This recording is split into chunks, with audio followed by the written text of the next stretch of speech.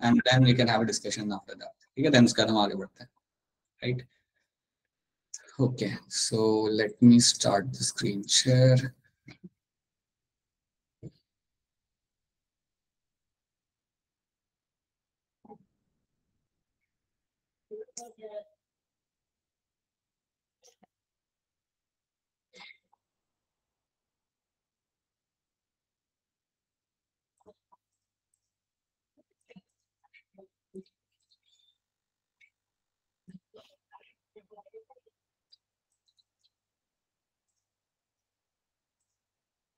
Alright, so I hope सबको यहाँ पे मेरी स्क्रीन दिख रही है. स्क्रीन दिख रही है, नहीं दिख रही है आपको? यस सर दिख रही है. बहुत बढ़िया, ठीक है. So we have done few things over here. हमने यहाँ पे बात किया था क्रोमोसोमल थ्योरी ऑफ लिंकेज के बारे में बात किया था, जो आपके सामने रखा था आपके टीएच मॉर्गन ने. कुछ स्टेटमेंट उन्होंने यहाँ पे साथ में रखी थी, right? These are the very important statement जो आप सबको यहाँ पे याद रखनी है. लिंक जीन्स क्या होते हैं? They lie in a linear way in the chromosome, right? And they tend to maintain the parental phenotype with the occasional crossing over. Occasional crossing over के अलावा वो लोग आपके यहाँ पे parental phenotype को maintain करते हैं. Strength of the linkage between two genes is inversely proportional to the distance between them. इनकी जो strength होती है, it is inversely proportional to the distance between them. इसका मतलब यहाँ पे ये होता है, जो हम already discuss कर चुके हैं, कि अगर आपकी strength ज्यादा है linkage की, अगर हम कहते हैं कि आपके linkage की strength अगर आपकी यहाँ पे ज्यादा है, if you have a linkage जिसकी स्ट्रेंथ काफी ज्यादा है, देन अपने आप समझ जाना कि दैट मीन्स कि उनके बीच में जो डिस्टेंस होगा वो कम रहेगा. वो दो जीन्स होंगे, उनके बीच में जो डिस्टेंस वहां पे रहेगा, that is going to be less. तो ये चीज आपको मालूम होनी चाहिए. अगर कोई कह रहा है कि लिंकेज के दो जीन्स के बीच में जो लिंकेज है उसकी स्ट्रेंथ थोड़ी कम है, इफ द लिंकेज की जो स्ट्रेंथ है वो आपकी थोड़ी अगर आपके यहाँ पे कम आ रही है, देन आप समझ जाइएगा दैट ऑल्सो मीन्स कि वहां पे आपका जो डिस्टेंस होगा वो आपका यहाँ पे काफी ज्यादा होगा. The distance between the two genes is going to be quite high over there. ये होता है inverse relation over there. This is something which is going to be the inverse relation in this. ठीक है, तो कहाँ गया? Right, that is something we have done. So linkage को हमने समझा था यहाँ पे. लिंक्ड जीन्स, अनलिंक्ड जीन्स हमने देखा था. याद रखना, अनलिंक्ड जीन्स हमने देखा था आपके ग्रेगर मेंडल का क्रॉस जो था ना, डायब्रिड क्रॉस, उसका रेशियो आपको यहाँ पे मिलता है देखने के लिए. इससे हमें ये भी पता चलता है कि सीड शेप और सीड कलर का जो आपके जीन्स थे वो दोनों अलग अलग क्रोमोसोम के ऊपर प्रेजेंट थे. तो इससे हमें ये भी पता चल जाता है. हमने लिंक्ड जीन्स के बारे में यहाँ पे बात किया था. वी हैव सीन दैट कि यहाँ पे आपका जो रेशियो निकल के आएगा वो आपका आएगा यहाँ पे 3:1 का रेशियो आता है, बिकॉज ये दोनों जीन्स आपके हमेशा साथ में रहते हैं and they do not show independent assortment. So यहाँ पे आपको रेशियो मिलेगा, आपको मिलेगा आपका 3:1 का सेल्फ क्रॉसिंग कराने के बाद. तो यहाँ पे आप देख सकते हो, आई have given you number of example. यहाँ पे अगर आपको 3:1 का रेशियो आ रहा है, that means that linked genes हमेशा साथ में रहेंगे. अनलिंक्ड जीन्स के अंदर दो जीन्स अलग अलग क्रोमोसोम के ऊपर आपको मिलेंगे, सेम क्रोमोसोम पे आपको देखने के लिए आपको यहाँ पे नहीं मिल जाए, राइट? देन ये हमने बात किया था, क्रॉसिंग ओवर तब आपके होने के चांसेस ज्यादा होंगे अगर मेरे दो जीन्स के बीच में डिस्टेंस ज्यादा होगा. अगर दो जीन के बीच में डिस्टेंस मेरा कम रहता है, जो कि आप यहाँ पे देख पा रहे हो, that means less distance between the genes, less chance of crossing over and low chance of recombinant. Recombinant बनने के चांसेस आपके यहाँ पे कम हो जाते हैं. स्ट्रॉन्ग लिंकेज है यहाँ पे आपका और less distance between the gene. So you can very clearly see it's a inverse relation आपको यहाँ पे मिल जाएगा देखने के लिए. Okay, so you can see over here same चीज आप यहाँ पे देख पा रहे हो. All those things you can see in this. हाँ जी Deepika, good evening. So we have done this, we have given you some examples. Complete linkage का हमने एग्जांपल लिया था, जहां पे पर्पल आई थी, रेड आया था. हमने एग्जांपल लिया था एंड हमने यहाँ पे समझा था कि कैसे अगर कंप्लीट लिंकेज है तो आपको कोई भी रिकॉम्बिनेंट देखने के लिए आपको यहाँ पे नहीं मिलेगा. No recombinant will be seen. ठीक है, तो यहाँ पे आपको क्या मिलेगा देखने के लिए कि आपका कोई भी रिकॉम्बिनेंट आपको मिलेगा नहीं यहाँ पे देखने के लिए, जब आप सेल क्रॉसिंग कर आप यहाँ पे कराते हो. So you will have the dihybrid ratio is going to be 3:1. Dihybrid ratio आपको यहाँ पे 3:1 मिलेगा और सारे के सारे आपके यहाँ पे पेरेंटल फिनोटाइप आपको यहाँ पे मिल जाएंगे. अगर आपने कभी घर जाके ये ट्राई किया था खुद से करने का, तो आपको पता चल जाएगा कि अगर आप इसमें से सिर्फ 2 टाइप के गैड बनाते हो, ये वाले, तो अगर आप क्रॉस करोगे तो आपको पेरेंटल फिनोटाइप ही मिलेगा, आपको कोई रिकॉम्बिनेंट यहाँ पे होते हुए आपको नहीं मिलेगा. क्या किसी ने घर जाके ट्राई किया था खुद से? Yes sir. Right sir ratio आपको यहाँ पे 3:1 का आपको मिलेगा यहाँ पे देखने के लिए. बताइए तो मनप्रीत. सर पर हमने बाकी गैमेट्स क्यों नहीं बनाए? क्योंकि हम पहले ही कह रहे हैं ना कि इसका कंप्लीट लिंकेज है। जब मैं पहले ही कह रहा हूँ कि कंप्लीट लिंकेज है तो समझ जाना कि ये दोनों जीन है वो इतने पास में है कि दोनों सेपरेट हो ही नहीं सकते। और क्योंकि ये सेपरेट हो नहीं सकते इसलिए हमने सिर्फ 2 ही गैमेट बनाए, हमने 4 टाइप के गैमेट यहाँ पे नहीं बनाए। समझ आया? Okay, sir. So that is Yes, sir. Gamete, only 2 kind of gamete, क्योंकि ये बहुत पास में ये दोनों जीन है आपके। सो that is what you will see. आप अगर करते हो इसको घर पे जाके देन आपको 3:1 का रेशियो भी मिल जाएगा एंड यू विल फाइंड कि कोई रिकॉम्बिनेंट इसमें मिलने के लिए आपको नहीं मिलता। देन वी हैव सीन हमारा इनसाइड का एग्जांपल इनकम्प्लीट लिंकेज का। यहाँ पे हमने आई कलर और बॉडी कलर वाला हमने पहले देखा था कि उसके बीच में लिंकेज कितना स्ट्रॉन्ग है कितना वीक है। तो हमने देखा था हियर यू हैव 98% आपको मिलते हैं यहाँ पे पेरेंटल फिनोटाइप और 1.3% आपको मिलते हैं आपके यहाँ पे रिकॉम्बिनेंट। रिकॉम्बिनेंट मुझे यहाँ पे मिल रहे हैं लेकिन उनका नंबर यहाँ पे काफी कम है। अब क्योंकि यहाँ पे उनका नंबर काफी कम है क्लियरली मैं कह सकता हूँ कि जो 2 जीन है ना आई कलर और बॉडी कलर का, ये काफी पास में।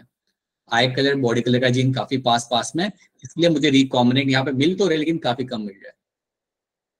Okay, then you have, so I can very strongly say कि आई और जीन, आई कलर और बॉडी कलर का जो जीन है आपके यहाँ पे बहुत पास में, I can say it's example of my strong linkage.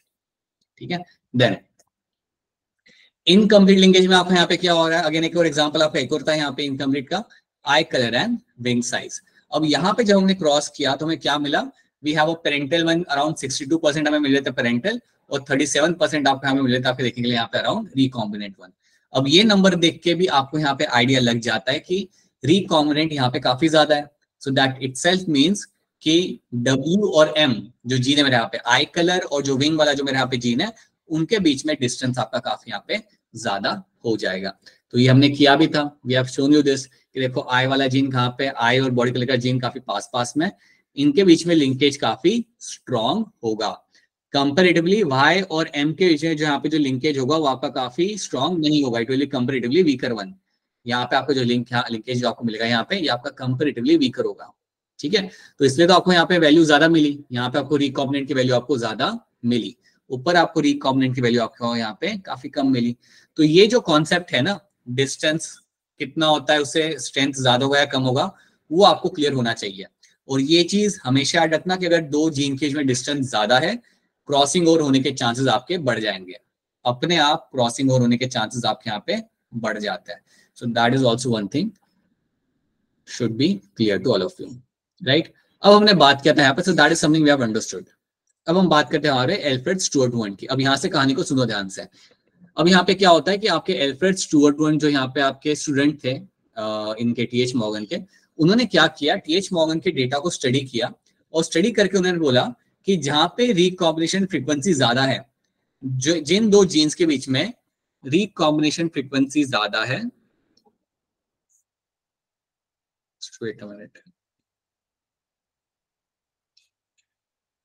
Jin jeans के बीच में रिकॉम्बिनेशन फ्रीक्वेंसी ज्यादा है उनका वैल्यू उन्होंने निकालना चालू किया। So he tried to took out frequency of recombination की वैल्यूज उन्होंने वहां पे निकाली और उनको यूज करके उन्होंने बताया कि आपका डिस्टेंस क्या होगा 2 जीन के बीच में। तो वो वैल्यूज उन्होंने वहां पे निकाली और वो वैल्यूज निकालने के बाद उन्होंने 2 जीन के बीच में डिस्टेंस पता करना वहां पे चालू किया। तो अज्यूम करते कि उन्होंने देखा कि 2 जीन है A एंड B और अगर इनकी वैल्यू आ रही है रिकॉम्बिनेशन फ्रीक्वेंसी की that is around let's say 7%, तो उन्हें पता चल गया कि ये 2 जो जीन है मेरे यहाँ पे ये काफी पास में। तो याद रखो उन्होंने किया क्या, एल्फ्रेड स्टुअर्ट वन ने use the frequency of recombination, Alfred Sturtevant ने यहाँ पे क्या किया, just wait a minute, used the frequency of recombination between the gene pair of the same chromosome as a measure of distance between the gene, as a measure of distance between the gene and map their position on the chromosome। उन्होंने इसको use किया recombination frequency को और उसको use करके उन्होंने distance बताया 2 gene के बीच में, 2 जीन के जो क्या डिस्टेंस होता है वो उन्होंने यहाँ पे हमें बताया और उसके साथ साथ उन्होंने मैपिंग की क्रोमोसोम की, मैपिंग की जीन की क्रोमोसोम के ऊपर, he did the mapping of the gene on the chromosome। अब ये जो बात कर रहे हैं हम लोग यहाँ पे, आपको यहाँ पे क्या समझना है, आपको यहाँ पे ये समझना है कि एल्फ्रेड ने क्या किया, डेटा लिया TH मॉर्गन का, उसके अंदर जो रिकॉम्बिनेंट्स का जो वैल्यू आ रहा था, राइट, जिसको हम यहाँ पे बोल रहे हैं रिकॉम्बिनेशन फ्रीक्वेंसी, उसको यूज किया और उसे मैप किया और उसने बोला कि इस वैल्यू के हिसाब से मैं बता सकता हूं कि डिस्टेंस कितना है आपके दो जीन के बीच में। तो अगर किसी का वैल्यू आ रहा है 25%, अगर रिकॉम्बिनेशन फ्रीक्वेंसी का वैल्यू कभी आ रहा है आपका लेट्स से 25%, तो उन्होंने बोला कि जो डिस्टेंस है दो जीन के बीच में वो है आपका 25 सेंटीमॉर्गन। तो उनके जो गाइड थे, जो उनके सीनियर थे मॉर्गन, उनके ऊपर ही उन्होंने ये टैगिंग किया सेंटीमॉर्गन का। तो देखो यहाँ पे क्या लिखा हुआ है, frequency of crossing over between the two linked genes is directly proportional to the distance between the two. 1% recombination frequency is considered to be equal to the 1 centimorgan. तो अगर मैं आपके सामने एक वैल्यू देता हूं, मैं कहता हूं कि देखो ये दो जीन है, assume that मैं आपको कहता हूं कि आपके पास एक जीन, assume that मैं आपको कहता हूं यहाँ पे that you have a gene D and F, इसके बीच में recombination frequency की वैल्यू आपकी यहाँ पे आ रही है let's say I give you a value, let's say around 20%. तो आप सीधे सीधे बोलोगे that the distance between the two genes is my 20 centimorgan. Distance between the two genes directly आपका यहाँ पे आ जाएगा as a 20 centimorgan, right? अब ये आपको हम अभी यहाँ पे ये बताएंगे, we'll try to tell you one thing here that आप recombination frequency find कैसे करते हो. How do you actually find a recombination frequency? आप ये पता कैसे करते हो? Because आपको ये सवाल आ सकता है, दे कैन आस्क यू कि चलिए आप बताइए क्या होता है रिकॉम्बिनेशन फ्रीक्वेंसी। देखो इतनी बात तो आप समझ सकते हो, इतनी बात तो आप सब लोग यहाँ पे जानते हो कि जितना ज्यादा रिकॉम्बिनेशन फ्रीक्वेंसी, जितना ज्यादा आरएफ का वैल्यू, जितना ज्यादा रिकॉम्बिनेशन फ्रीक्वेंसी, उतना ही ज्यादा distance. So recombination frequency let's say between gene A and D, ये दो जीन के बीच में आपका जो डिस्टेंस वैल्यू आपका यहाँ पर है let's say is gonna be around 22%, ठीक है। और आपको मैं देता हूं कि एक और आरएफ वैल्यू आपके यहाँ पे रिकॉम्बिनेशन फ्रीक्वेंसी का वैल्यू है, वो है आपके जीन ए एंड बी के बीच में, वो वैल्यू आपको मैं दे रहा हूं यहाँ पे अराउंड लेट्स से 5%। तो आप मुझे बताइए ए और बी है आपके पास और ए और डी है, इनमें से किसके अंदर आपका डिस्टेंस ज्यादा होगा? ए से AD. राइट, ए और डी के बीच में मेरा यहाँ पे डिस्टेंस ज्यादा होगा, इसलिए मुझे आरएफ की वैल्यू मुझे यहाँ पे ज्यादा आ रही है, रिकॉम्बिनेशन की फ्रीक्वेंसी की वैल्यू मुझे यहाँ पे ज्यादा मिल रही है। तो ये आपको पता होना चाहिए, और यही यूज किया था आपके एल्फ्रेड स्टुअर्ट वॉन्ट ने, और इसके बेसिस पे उन्होंने यहाँ पे अपना मैपिंग किया था। तो अगर वो कह रहे कि आरएफ की वैल्यू 22 है एडी के बीच में, तो उन्होंने ये बोला कि एडी के बीच में जो यहाँ पे डिस्टेंस होगा, ए एंड डी के बीच में जो आपके यहाँ पे डिस्टेंस है दैट इज अराउंड 22 सेंटीमॉर्गन, ये उन्होंने यहाँ पे बोला। अगर ए एंड बी के बीच में आरएफ की वैल्यू अगर आपकी 5% है, देन उन्होंने बोला कि that means A and B के बीच में जो आपके यहाँ पे डिस्टेंस है that is going to be around 5 centimorgan. तो ये चीज उन्होंने यहाँ पे बोली। अब आपको क्या समझना है, ये एएफ क्या आरएफ हम फाइंड कैसे कर सकते हैं, उन्होंने कैसे फाइंड किया, हम कैसे फाइंड कर सकते हैं, let's have a look at that. तो ये मैं कराऊंगा आपको बाय सॉल्विंग वन क्वेश्चन, एक क्वेश्चन आपको सॉल्व करा के या मैं आपको समझाता हूँ। अब क्वेश्चन को सब लोग ध्यान से देखना और बिल्कुल जोर से आंसर करना, जब भी मैं पूछूंगा तभी, ठीक है, बीच में मत करना। You have a true breeding red I Drosophila, आपके पास यहाँ पे ड्रोसोफिला फ्लाई है, आपके पास यहाँ पे ड्रोसोफिला आपके यहाँ पे फ्लाई है। You have a red eye with the plain thoraxis. You have a red eye with the plain thoraxis, right? इसको हमने क्या किया, इसको हमने क्रॉस कराया, ये ड्रोसोफिला को हमने यहाँ पे, इस ड्रोसोफिला को हमने यहाँ पे क्रॉस कराया with pink eye and striped thoraxis. इसको हमने यहाँ पे क्रॉस कराया किसके साथ? पिंक आई और स्ट्रिप्टेड थोरैक्सिस के साथ।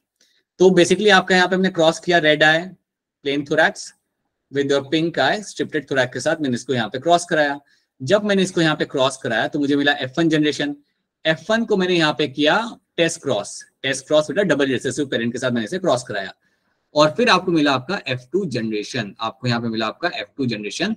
अब F2 जनरेशन की वैल्यूज आप यहाँ पे देखो, आपके पास मिले रेड आई प्लेन थोरैक्स, आपको मिले रेड आई स्ट्रिप्टेड थोरैक्स, आपको मिले pink eye plain thorax and pink eye striped thorax, और इनके नंबर देखो 80 थे, आप 80 प्रोजीन थे आपके रेड आई प्लेन थोरैक्स वाले, 92 थे आपके यहाँ पे पिंक आई स्ट्रिप्टेड थोरैक्स वाले।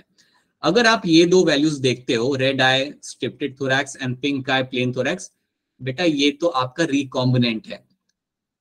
ये 16 और 12 जो आपको यहाँ पे दिख रहा है ना, ये जो आपको फिनोटाइप दिख रहा है, मुझे एक बात बताओ, क्या ये फिनोटाइप, ये जो दो फिनोटाइप यहाँ पे हमने लिखे हुए हैं, क्या ये फिनोटाइप आपको पेरेंट में दिख रहा था, नहीं दिख रहा था? No, sir. No, sir. बिल्कुल नहीं दिख रहा. सो आई कैन क्लियरली से दे आर माय रिकॉम्बिनेंट. यहाँ पे मुझे मेरे रिकॉम्बिनेंट फिनोटाइप मुझे यहाँ पे मिल जाए. रिकॉम्बिनेंट फिनोटाइप, तो इतने बच्चे जो हुए ड्रोसोफिला के, उनके अंदर ये फिनोटाइप मुझे देखने के लिए वहां पे मिल गया.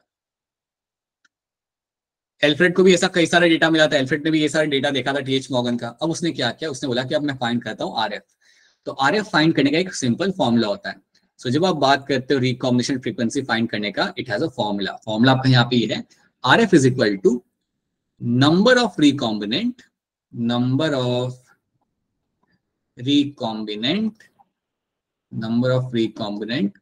Upon total number of progeny so total जो प्रोजीनी होगी उसको हम यहाँ पे डिवाइड करेंगे इनटू 100. ये जब तुम फॉर्मूला यूज करते हो तो आपको परसेंटेज वाली आपको वैल्यू आरएफ की आपके यहाँ पे मिल जाती है. तो चलिए अब इसको लगाते हैं हम लोग यहाँ पे.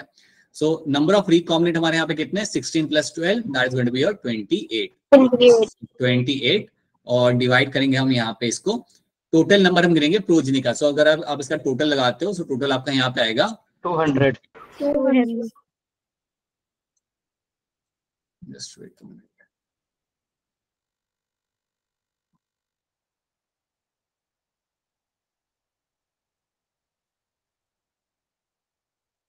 (28) divided by 200 into 100. क्या होगा इसका आंसर, बता दीजिए. 14. Option B. 14. 14% आपका यहाँ पे आंसर आ जाएगा. 14 is going to be a number of, that's RF value. RF value मुझे यहाँ पे मिल गई. अगर मुझे RF वैल्यू यहाँ पे मुझे मेरी यहाँ पे मिल गई है, तो आप मुझे बताइए RF वैल्यू अगर मेरी यहाँ पे ये है तो डिस्टेंस कितना होगा? 14 सेंटीमॉर्गन. बिल्कुल सही, मेरा वैल्यू यहाँ पे आएगा 14 सेंटीमॉर्गन. एक मिनट रुकिएगा, just give me a minute, let me try to make some changes. हाँ जी मोनिका बताइए. अच्छा मोहित सर. हाँ जी मोहित सर बताइए. आप इतना कुछ चेंजेस कर रहे हैं सर, मैं बच्चों को कुछ अनाउंस कर देता हूँ. बच्चों आज ना एक, जैसे आप लोग डीसीपी प्रोग्राम के जो बच्चे हैं वो जानते होंगे कि आपका जो प्रोग्राम है वो फीडिंग इंडिया के नाम से भी जाना जाता है. तो आज फीडिंग इंडिया की टीम के कुछ मेंबर्स आप लोगों से मिलना चाहते हैं. तो आप लोगों के मतलब मिलने के लिए टाइम मैंने दिया है. इसी क्लास के अंदर वो लास्ट में आएंगे 7 बजे. ठीक है, जैसे आप लोगों की क्लास का टाइम 5:30 से 7 है, तो जब आपकी क्लास ओवर होगी 7 बजे, तो 7 बजे आप लोगों से फीडिंग इंडिया की टीम के कुछ मेंबर्स आप लोगों से मिलेंगे. ठीक है, वो क्लासेस के बारे में आपसे जानेंगे. तो प्लीज आप सभी को लास्ट तक बने रहना है, ताकि आप लोग उनके साथ मतलब कनेक्ट कर सके, आप उनको फीडबैक भी दे सकें, और जो भी उनकी क्वेरीज है या फिर आप कुछ जानना चाहते हैं वो आप एक दूसरे के साथ कनेक्ट कर सकें. ठीक है, ओके सर. ठीक बच्चे, ओके ठीक है सर, आप अभी कंटिन्यू करिए. Okay sir. एक बार बच्चों को सर आप भी रिमाइंड करा दीजिएगा बीच में. हाँ जी बिल्कुल. ठीक है, तो सब लोग क्लास के बाद यहाँ पे रुकेंगे और कहीं जाएंगे नहीं. ठीक है, हाँ ओके. सब लोग Himachal and everyone over here will stay, right? Okay. So RF का वैल्यू हमने यहाँ पे पता लगा लिया. 28/200 into 100, that is going to be your 14. So, ये हमारा यहाँ पे आ जाता है आरएफ का वैल्यू, जो हमने यहाँ पे पता लगा लिया. तो यार इतना, जब भी आपको आरएफ फाइंड करना होगा तो ये करने का एक सिंपल सा आपका यहाँ पे तरीका है. तरीका आपका यहाँ पे है नंबर ऑफ रिकॉम्बिनेंट. याद रखना, नंबर ऑफ रिकॉम्बिनेंट आप यहाँ पे लगाओगे अपने ऊपर, number of recombinant upon total number of progeny into 100. ये आपको फॉर्मूला दिमाग में याद रखना है. Always you have to know this formula. ठीक है, समझ आ रहा है? बड़ा ही आसान सा फॉर्मूला है, बड़ा ही 9th स्टैंडर्ड वाला फॉर्मूला है. Yes, sir. एक काम करो, इसका आंसर मुझे निकाल के दो. In the genetic cross 500 progeny were obtain. एक जेनेटिक क्रॉस है जिसमें आपको मिले थे 500 प्रोजीनी. ठीक है, they were obtain. Out of this 40 showed recombinant phenotype. इनमें से 40 जितने थे आपके यहाँ पे जिन्होंने रिकॉम्बिनेंट फिनोटाइप यहाँ पे शो किया. व्हाट इज, और हैंड रेज करना है, डायरेक्टली आंसर नहीं करना किसी ने भी, हैंड रेज करना है बस. What is the recombination frequency between the genes being studied. तो आपको पहले समझ लो सब लोग, आप लोग यहाँ से टोटल प्रोजीन आपको मिले यहाँ पे 500, रिकॉम्बिनेंट कितने थे आपके उसमें से, आप कहते हैं 40, right, with recombinant phenotype. What is the recombination frequency, आपको बतानी है यहाँ पे कि रिकॉम्बिनेशन फ्रीक्वेंसी आपके यहाँ पे कितनी हो जाएगी। बताइए अपूर्वा, क्या लग रहा है आपका यहाँ पे आंसर? वापस बोलना, सुनाई नहीं दिया, वापस बोलो। 8 3 बार बोलने की जरूरत नहीं थी, बस क्लियरली बोलना था। ओके, ऑलराइट, जानवी आपका क्या लग रहा है यहाँ पे आंसर? और बाकी लोग भी सॉल्व करिए। 8 हमारा है तो यहाँ पे 14 आ रहा है किसी का आंसर। बहुत बढ़िया बेटा, बहुत बढ़िया। सर 4 और अभी यहाँ पे क्या होगा? हाँ ठीक है, ओके। देखो रिकॉम्बिनेशन फाइंड करना है तो आपका फॉर्मूला हमेशा सेम होगा, इसमें आपका फॉर्मूला हमेशा आपके यहाँ पे सेम आएगा। Formula is going to be number of recombinant upon total number of progeny. So number of recombinant मेरे यहाँ पे कितने हैं? 40 डिवाइडेड बाय 500 इनटू 100। तो अगर इसे आप सॉल्व करते हो तो आपका आंसर यहाँ पे आएगा 8%।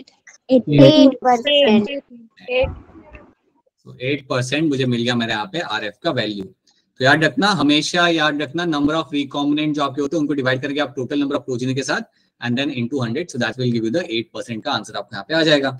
जैसे ही आपके सामने यहाँ पे आंसर आ गया, आपसे पूछा गया कि क्या है डिस्टेंस इन दोनों जीन के बीच में, तो आपसे सिंपली बोलना है 8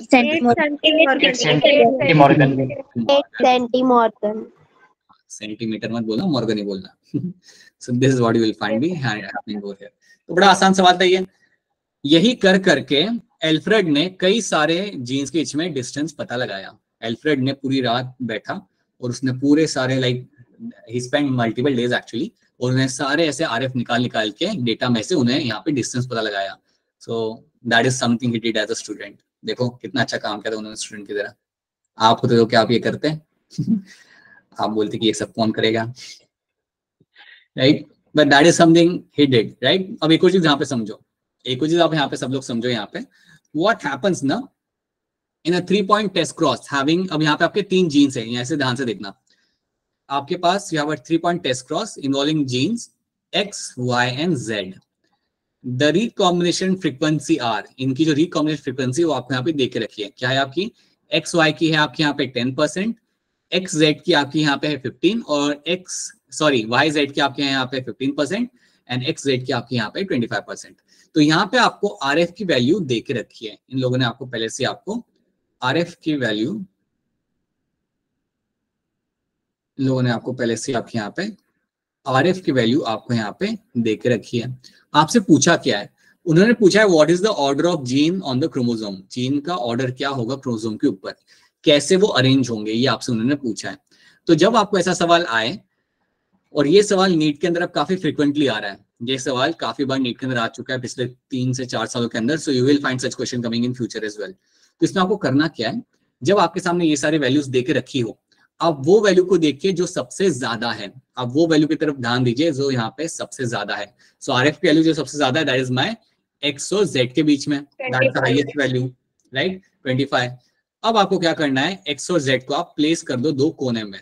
यहाँ पे आप रख दो अपने X को और यहाँ पे आप रख दो अपने Z को। तो X और Z को मैंने यहाँ पे कोने में प्लेस कर दिया। So they are far away from, ये सबसे दूर एक दूसरे से, ये सबसे दूर है तो इनको मैं सबसे दूर यहाँ पे रख दूंगा। और उसके बाद जो रह गया उसे आप बीच में रख दो।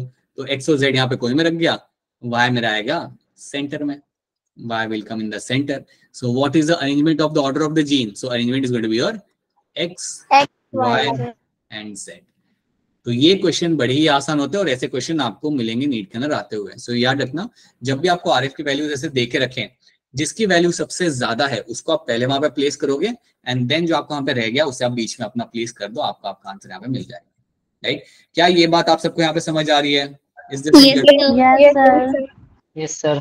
ठीक है, तो एक काम करते हैं, अगर ये समझ आ रहा है तो एक क्वेश्चन यहाँ पे आप मुझे करके बता दो। एक क्वेश्चन आप मुझे हंसते खेलते हुए यहाँ पे करके बता दो। सेम क्वेश्चन है, आपको बताना है कि जीन का सीक्वेंस क्या होगा क्रोमोसोम का, और हैंड रेज करना है आपने, डायरेक्टली ऐसे ही कुछ नहीं कर देना।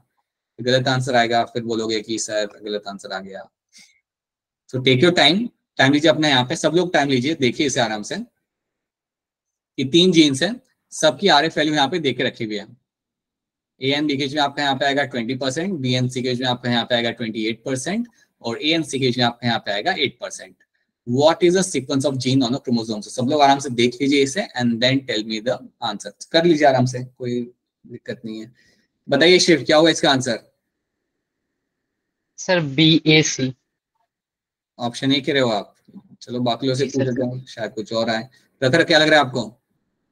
अरे को भी लग रहा है. काजल आपको क्या लग रहा है? Option A sir. ऑप्शन है, तो आप कह रहे हो यहाँ पे BAC. तो चलिए हम यहाँ पे देख लेते हैं. सबसे बड़ी वैल्यू हमारे यहाँ पे बी और सी के में जो RF वैल्यू आ रही है दैट्स माय 28%. तो बिल्कुल मैं यहाँ पे बी और सी को यहाँ पे प्लेस कर दूंगा. तो मैं क्या करूंगा, यहाँ पे मेरे यहाँ पे बी वाले जीन को, यहाँ पे मेरे यहाँ पे सी वाले जीन को. राइट, अब मुझे पता चल गया कि ए तो मेरा बीच में ही आएगा, लेकिन अब आप मुझे बताइए ए किसके पास में आएगा? ए सी के पास. सी के पास. किसके पास आएगा वापस बताना. ए कहाँ पे आएगा? सी के पास है बी के पास? सी के पास. सर बी के पास आएगा ना, क्योंकि बी के नहीं, ये आएगा सी के पास, क्योंकि ए और सी के जो RF की वैल्यू वो आपकी सिर्फ 8%. जहाँ पे वैल्यू कम होगी वहां पे तो डिस्टेंस भी तो कम होगा. अगर ए और सी के अंदर 8%, सुनो मेरी बात, अरे सुन लो, अगर ए और सी के में अगर आपकी RF वैल्यू अगर आपकी 8% आ रही है, दैट मींस ए और सी के में डिस्टेंस भी कम है. अगर डिस्टेंस कम है तो सिंपल सी बात है ना, ए और सी पास पास में आ जाएंगे ना यहाँ पे. तो सो ए कुछ यहाँ पे हम लगा देते हैं, ये होगा यहाँ पे आपका ए आ रहा होगा. राइट, और ए और बीच के बीच में आपका यहाँ पे डिस्टेंस ज्यादा है. सो ए और बी के बीच में आपका डिस्टेंस यहाँ पे ज्यादा है, जो आप देख सकते हो 20%. तो ऐसे क्वेश्चन आएंगे तो प्लीज कर लेना और अपने 4 मार्क लेके आ जाना वापस. ठीक है, तो this is something you have to know. ये हो गया मेरे यहाँ पे. एक और क्वेश्चन. तो अब क्या आपको RF यहाँ पे समझ आ रहा है? इज द RF वाली स्टोरी क्लियर? Yes sir. रखना, RF को लेके आपके सामने डेटा रखा जाएगा और डेटा को समझ के फिर आपको अपना आंसर निकालना है. So that should be clear to all of you. बस आपके सामने लोग डेटा रखेंगे, you have to understand what is the data and then you have to give them the correct answer. RF निकालना अगर आपको आ रहा है तो आपको कोई भी क्वेश्चन सॉल्व करने में दिक्कत नहीं आएगी. राइट, सो क्वेश्चन नंबर 75 का आंसर आपको वैसे यहाँ पे क्या लग रहा है, क्या हो सकता है इसका आंसर यहाँ पे? Sir option B sir. Option B sir correct answer. और जो लोग क्लास में नए हैं, अगर किसी का पिछला क्लास छूट गया था तो ज्यादा टेंशन मत लीजिए, you can still attend the class. जो आपका रह गया था उसका आप रिकॉर्डिंग में से ले लेना, सो you can have a revision of that and आप समझ जाओगे. आई थिंक कुछ लोग शायद क्लास में नहीं थे ना. आई थिंक बेटा आप नहीं थे ना, सना आप शायद नहीं थे क्लास के अंदर, या और भी कुछ बच्चे थे जो क्लास नहीं लगा पाए थे लास्ट वाली. तो कोई बात नहीं बेटा, रिकॉर्डिंग देख लेना and you will understand everything. तो अगर अभी ये समझ नहीं आ रहा है, कुछ ऐसा लग रहा है ना कि अरे ये क्या हो रहा है क्लास में, don't worry, you will understand eventually. ये इतना भी कोई टफ चीज है नहीं, किसी से भी आप पूछ लो जो क्लास लगा रहे हैं उनसे पूछ लो. It is not that difficult, it's very easy and you will also understand if you have missed the last class. ठीक है, ऑलराइट. तो ये हमने यहाँ पे देख लिया. तो इतनी कहानी आपको मालूम होनी चाहिए. Right, these are the questions which I have given you as a homework, जो आप लोगों ने सबने किए होंगे. किए थे नहीं किए थे? सर किए थे. ऑलराइट, चलिए अब यहाँ पे हम देखते हैं. अब यहाँ पे हम एक नया टर्म सीख रहे हैं, that is going to be pleiotropy. Pleiotropy का मतलब यहाँ होता है a condition in which a single gene influences more than one trait is known as my pleiotropy. अब इसे को मैं आपको आराम से यहाँ पे समझाता हूँ. देखो, जनरली क्या होता है, मेरी बात ध्यान से सुनना, इसमें कहानी थोड़ी लंबी है. जनरली क्या होता है, एक सिंगल जीन जो आपका होता है ये कंट्रोल करता है आपके सिंगल कैरेक्टर को. That is what we have seen कि एक सिंगल जीन आपके सिंगल कैरेक्टर को कंट्रोल करेगा.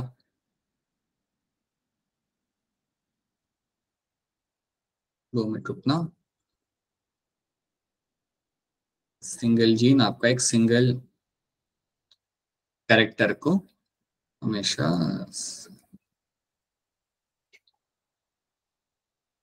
कंट्रोल करेगा. राइट, जैसे कि एक जीन होता है जो कंट्रोल करता है हाइट को, एक जीन होता है जो फ्लावर के कलर को कंट्रोल करता है. That's a very normal thing. Right, कई बार क्या होता है that you can have a single gene जो मल्टीपल ट्रेट्स को कंट्रोल कर सकता है. कई बार क्या होगा, you will have a single gene which will control multiple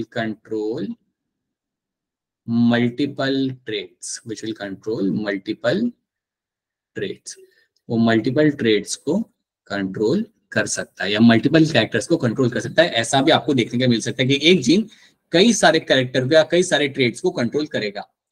ठीक है, तो अगर ऐसी कंडीशन अगर आपको यहाँ पे मिल रही है तो उसको हम बोलते हैं यहाँ पे pleiotropy. That means a single gene has a influence on more than one trait. एक से ज्यादा ट्रेट्स को वो कंट्रोल कर रहा है. So that is example of my pleiotropy. अब प्लीयोट्रॉपी का जो सबसे बढ़िया एग्जांपल आपको यहाँ पे दिया हुआ है दैट इज योर फिनाइल कीटोयूरिया. ये आपका एक सबसे बेहतरीन आपका एग्जाम्पल है, दैट इज योर फिनाइल कीटोयूरिया। तो इसकी कहानी हम थोड़ा समझते हैं, क्या है फिनाइल कीटोयूरिया। तो आराम से सुनो, समझ आ जाएगा, बड़ा सिंपल सी कहानी है। हम सबके अंदर, बॉडी के अंदर एक सब्सटेंस बनता है जिसे हम कहते हैं यहाँ पे as a phenylalanine. Phenylalanine, तो ये सब्सटेंस हमारे बॉडी के अंदर हमेशा बनता है। This is a substance which is always finding to be formed in the body. हमारे बॉडी के अंदर बनता हुआ आपको मिलेगा, राइट। आप में बन रहा है, हमारे अंदर भी बन रहा है, ठीक है।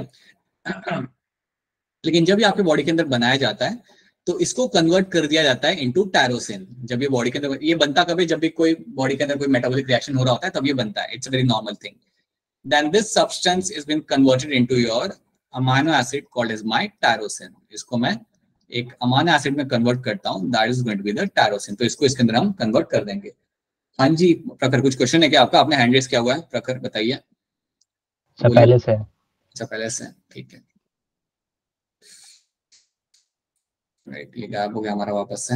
So you will have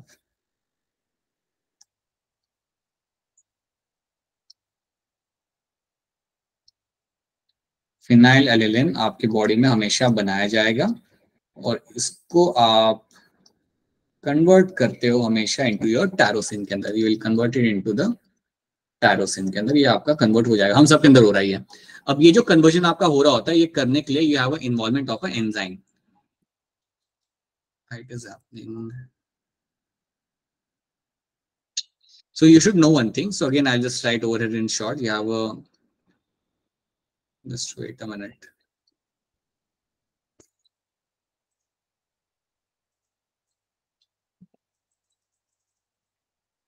Okay, let me do one thing. Let me try to explain you over here.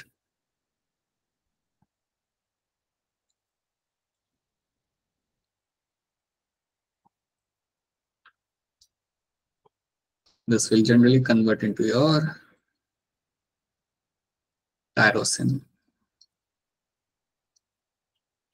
अब जब ये टायरोसिन में आपका कन्वर्ट किया जाएगा तो ये करने के लिए आपका एक एंजाइम होता है आपके बॉडी के अंदर जो बनाया जाता है, जिसका नाम होता है आपके यहाँ पे फिनाइल एलेनिन हाइड्रोक्सिलेज।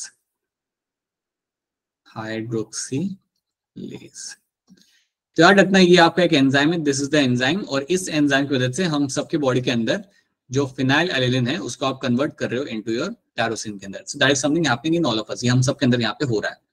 अब होता क्या है कि ये जो एंजाइम है ना, ये एक जीन बनाता है। There is one gene which makes this enzyme. अब कहानी को ध्यान से सुनो, ये सब हमारे बॉडी के अंदर हो रहा है और ये सब एक नॉर्मल प्रोसेस है जो आप सबके अंदर हो रहा होगा, including me.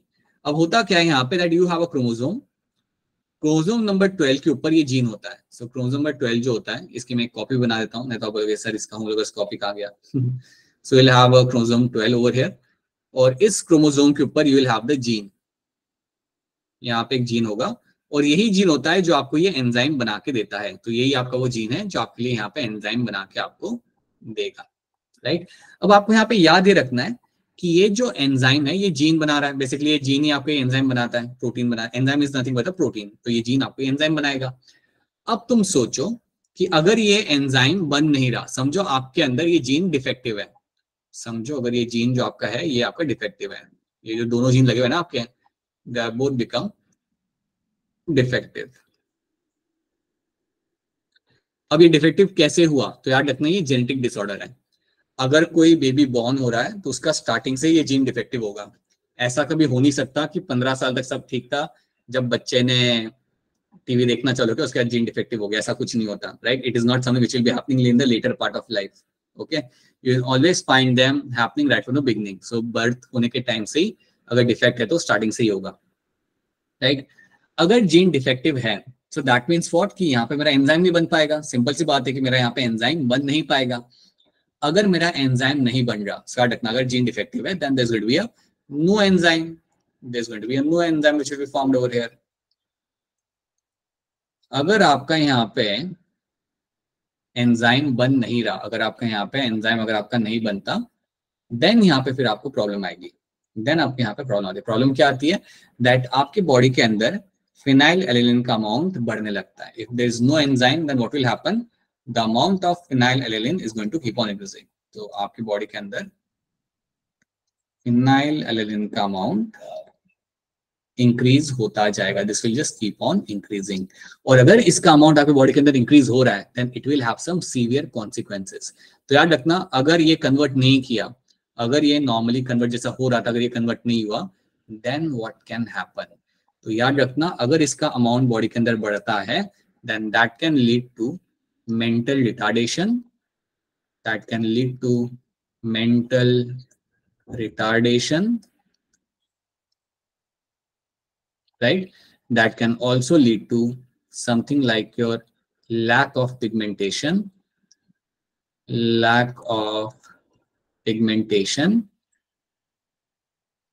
on skin and hair, skin and hair। तो आप ये चीज को आप यहाँ पे समझो कि अगर इसका अमाउंट बड़ा बॉडी के अंदर तो ये क्या करेगा, ब्रेन को जाके डैमेज करेगा, और अगर ये ब्रेन को जाके ज्यादा डैमेज कर रहा है then it can lead to mental retardation. उसके साथ साथ क्या होता है, वो जो बेबी होता है ना, उसके बालों के अंदर आपको कलर वैसा होना चाहिए, वैसा दिखेगा नहीं, ब्लैक नहीं होगा, ब्राउन होगा, ग्रे होगा। सिमिलरली स्किन के अंदर जो भी आपको जो पिगमेंटेशन आपको मिलता है वो आपका नेचुरल पिगमेंटेशन आपको वहाँ पे नहीं मिलेगा, it will be have a dull colouration on the skin. तो ये चीज आपको देखने के लिए मिलती है अगर इसका अमाउंट आपके यहाँ पे बढ़ गया तो। अब कहा ये जाता है now because a single gene is controlling number of thing, एक सिंगल जीन है जो काफी चीजें आपके यहाँ पे कंट्रोल कर रहा है, इस एंजाइम को बना रहा है। उसके साथ साथ अगर ये जीन काम ना करे तो that can lead to mental retardation as well and that can also affect the pigmentation of skin and hair. उससे आपका skin and hair pigmentation, mental effect भी आपका यहाँ पे आ रहा है, उसके साथ साथ एंजाइम तो आपका बन ही रहा। तो एक जीन अगर कई सारे ट्रेट्स को कंट्रोल कर रहा है तो बेसिकली ये जीन रिस्पॉन्सिबल है कई सारे ट्रेट्स के लिए, and that is why we say phenylketonuria becomes example of your pleiotropy. इसलिए फिनाइलकीटोयूरिया जो आपका यहाँ पे होता है ये एक वो कंडीशन है, ये एक आपकी जेनेटिक कंडीशन है, ठीक है, and this becomes example of your pleiotropy. ये चीज आपको यहाँ पे याद रखनी है। क्यों याद रखनी है? Because you will find this as a question in the exam, maths point में आपको यही पूछा जाएगा, लेकिन आपको स्टोरी पूरी याद रखनी पड़ेगी। और याद रखना दोनों के दोनों जीन मेरे यहाँ पे डिफेक्टिव होंगे, दोनों ही यहाँ पे जीन सबसे ज्यादा काम नहीं कर रहे हैं, तब ये कंडीशन होती है। काफी रेयर है बट आपको होते हुए आपको मिल सकता है, you can find that happening in the population, right.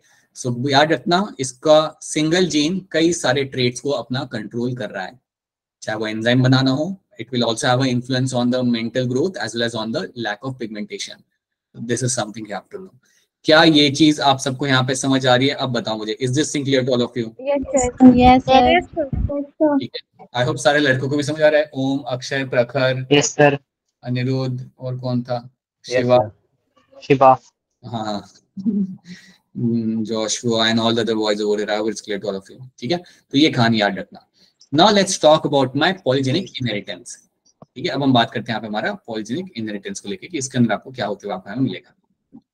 सो इसमें जनरली आपको यहाँ पे क्या मिलेगा देखने के लिए, that here you will have 3 or more than 3 genes are involved for a single character।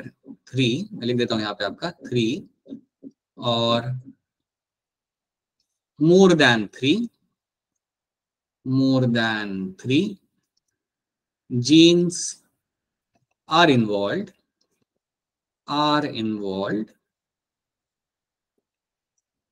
in controlling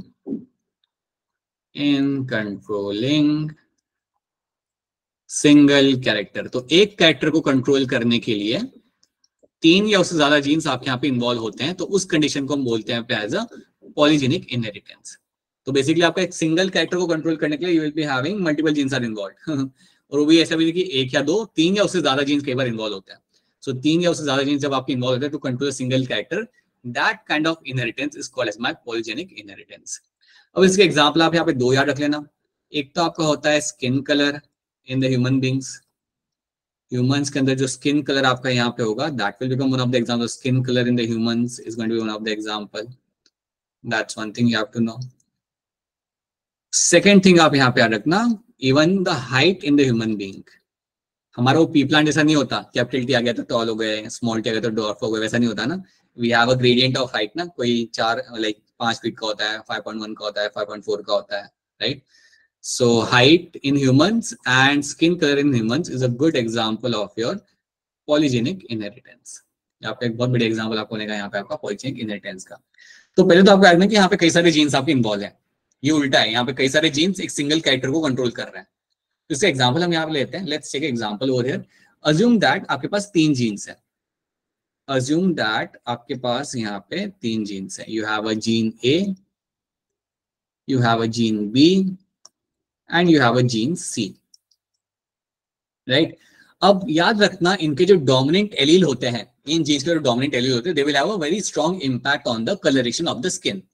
तो अज्यूम करते हैं कि अगर कोई इंसान है, कोई अगर पर्सन है जिसकी स्किन बिल्कुल ब्लैक है, राइट, जिसकी स्किन बिल्कुल यहाँ पे ब्लैक है, then they will have a genotype. उनका कुछ ऐसा होगा, they will have genotype of capital A, capital A, capital B, capital B, capital C, capital C. If they have this kind of genotype, then they will have a black color skin.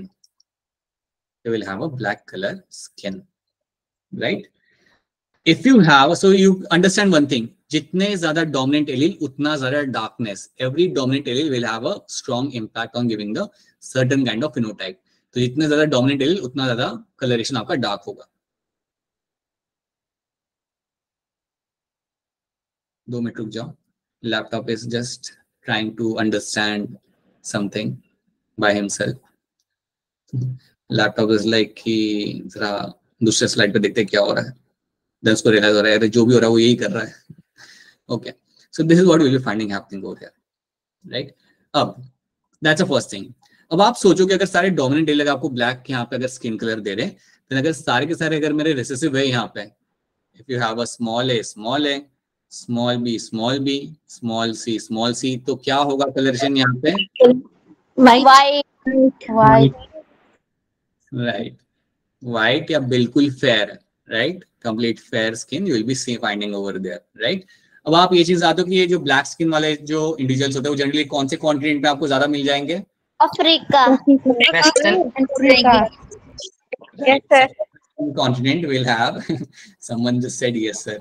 African continent will have, yeah, the population will have this dark pigmentation will be seen in there, right? और ये small b वाला बाहर वाला कोई भी देश ले, बाहर वाला कोई भी देश ले लो. Korean sir, Korean. बांग्लादेश ले सकते हैं. Japanese, Chinese. Like yeah, we can say like from Southeast Asia में से कोरिया आप ले लो, चाइना ले लो, जापान ले लो, यूरोप की कोई भी कंट्री आप वहां से ले लो. I won't say कोई भी country, but majority of the European countries, then US ले लो आप, right? So they will have this kind of allele. ये टाइप के allele आपको मिलते हैं. You have seen ना, you have always seen some foreigner nearby you, right? Right, always. Himachal वाले तो ऐसे आए दिन देखते रहते हैं, right? So they will have this kind of alleles you will find over there, right? अब आपको यहाँ पे समझना है, यहाँ पे ये है that this dominant allele जो आपको होता है ना, it will have a cumulative effect. So मैं आपको बताना चाहूँगा कि dominant allele, so let me write it down this thing, that dominant allele do have a cumulative effect. So let me write it down this thing. Dominant allele does have a cumulative effect.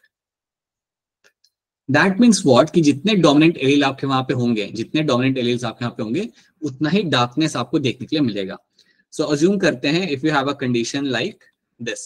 सो अगर हम heterozygous बनाते हैं, यहाँ पे अगर हम heterozygous बनाते हैं, then it will have a intermediate colouration.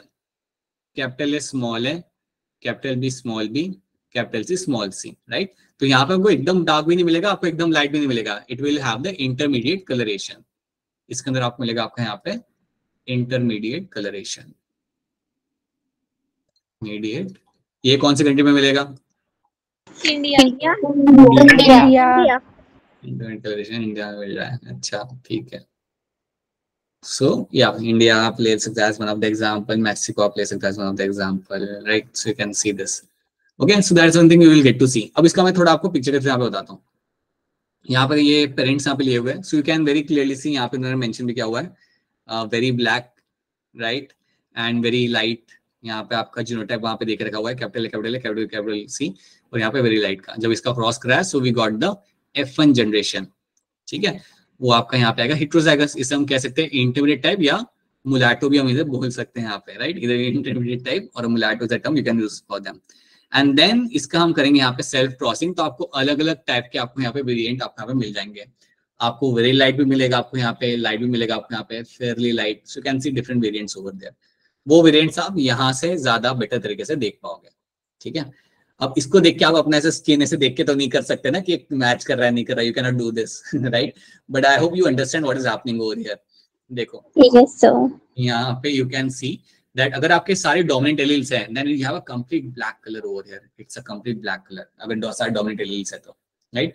आप इसको देखो, ये वाले ब्लॉक को आप यहाँ पे देखो, इसमें क्या हो रहा है आपके यहाँ पे, you have a capital A, you have a capital B, small b, then you have a small c, right? So still have आपके 3 dominant allele आपको यहाँ पे मिल जाए, so you have a orangish kind of coloration आपको मिलेगा देखने के लिए, right? जैसे जैसे आप वो समझ पाओगे ना, जितना आपके dominant allele आपके यहाँ पे कम होंगे उतना लाइट कलर होता जाएगा। अगर आप ये 3 वाले को अगर आप यहाँ पे देखते हो, then you can see over here you will only have capital A, you will have a small b, you will have a, then you will have a capital C, small c, right? तो जैसे जैसे आपके यहाँ पे dominant allele आपके यहाँ पे कम होने लगता है, you will get to see the number is going to, the skin tone is going to get decreased. तो ये चीज आपको यहाँ पे हमेशा याद रखनी है, this is one thing you should be very much clear with, ठीक है। तो ये बात याद रखना, that is what you will get to see and that is what called as my cumulative effect. That means सारे डोमिनेंट एलील मिलके आपको यहाँ पे एक इंपैक्ट क्रिएट करे, वो आपको एक इफेक्ट यहाँ पे दे रहे हैं, ठीक है। तो इतना आपको क्रॉस करने के लिए कभी एग्जाम में आएगा नहीं, बट आपको ये आ सकता है that what is the example of my polygenic inheritance. याद रखना, height in the human beings and skin colours in the human beings is example of my polygenic inheritance. ये आपको यहाँ पे याद रखना है। So in polygenic inheritance the phenotype depends on the number of dominant genes, बिल्कुल dominant genes के ऊपर डिपेंड करता है, and each dominant allele of a gene produce a part of a trait. हर एक डोमिनेंट एलील एक certain impact वहां पे आपका क्रिएट करेगा, एक सर्टेन ट्रेट देने में आपके यहाँ पे मदद करेगा। इतनी बात अगर आपको समझ आ रही है, देन आप क्वेश्चन सॉल्व करने में आपको दिक्कत नहीं आएगी। क्या ये चीज आप सबको यहाँ पे क्लियर है? Is this thing clear to all of you? Yes, sir. Yes, sir. ठीक है, चलो। तो बड़ा आसान सा कहानी था, you should be knowing all those things, right. अब हम बात करेंगे हमारे यहाँ पे सेक्स डिटर्मिनेशन को लेके। So let's talk about the sex determination over here. So इस कारण हम यहाँ पे बात करते हैं। अब इसको हम समझते हैं यहाँ पे। सो सेक्स डिटर्मिनेशन जो आपके यहाँ पे किया जाता है, it will happening because of number of factors. इसको हम 2 पार्ट्स में यहाँ पे डिवाइड करेंगे। नीट के कॉन्टेक्स्ट में सिर्फ 2 पार्ट में डिवाइड करेंगे। एक तो होता है एनवायरमेंटल रीजन, सेक्स डिफाइन करा जाएगा by the environmental reason, environmental way to define sex, जिसमें आपका एक इंपॉर्टेंट रोल प्ले करता है टेम्परेचर। टेम्परेचर वाली कहानी हम समझेंगे, लेकिन हम ये लास्ट में समझेंगे। और दूसरा होता है आपका यहाँ पे क्रोमोसोमल सेक्स डिटर्मिनेशन। दूसरा होता है आपके यहाँ पे chromosomal way of sex determination. इसको हम पहले समझेंगे, because that's going to be very important, और ये थोड़ा टाइम कंज्यूम करेगा, तो इसको हम पहले यहाँ पे समझेंगे। अब जब हम बात करते हैं अबाउट क्रोमोसोमल सेक्स डिटर्मिनेशन, तो उसके लिए मुझे बताओ कि एनिमल कौन सा है। लेफ्ट में कौन सा एनिमल है, बताओ। ये वाला लेफ्ट में कौन सा है? Crocodile. नहीं, क्रोकोडाइल। Crocodile. अलग होते हैं, ठीक है। और ये क्या है, राइट में क्या है? Sea turtle. ऐसे कैसे चलेगा? It's a sea turtle. Sea turtle के फ्लिपर्स होते हैं, टॉर्टोइस के पॉज होते हैं, राइट। और वो क्रोकोडाइल है, और एलिगेटर क्रोकोडाइल में फर्क होता है, ठीक है। और क्या इंडिया में क्रोकोडाइल मिलता है, एलिगेटर मिलता है? क्या मिलता है इंडिया में? है, सुनो मेरी बात, इंडिया में क्रोकोडाइल ही मिलता है। कल उठ के तालाब में देख के से बोलना मत एलिगेटर एलिगेटर, राइट। मैं तो बोल दूंगा, मैंने नहीं पढ़ाया था।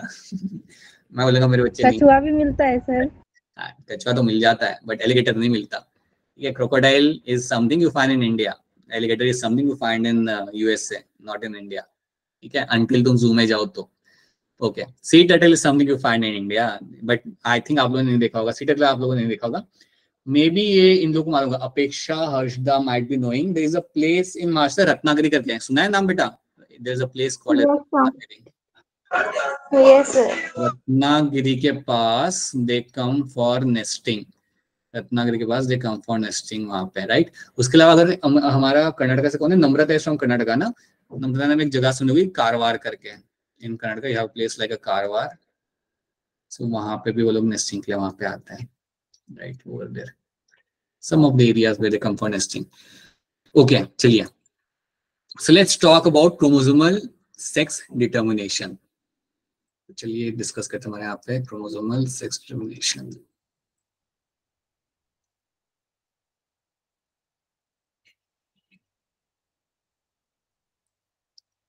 तो यहाँ पे हम लोग बात करेंगे कि कैसे क्रोमोसोम डिटरमाइन करते हैं सेक्स ऑफ द इंडिविजुअल. सो अब हम यहाँ पे एक चीज यहाँ पे आपको बताना चाहूंगा.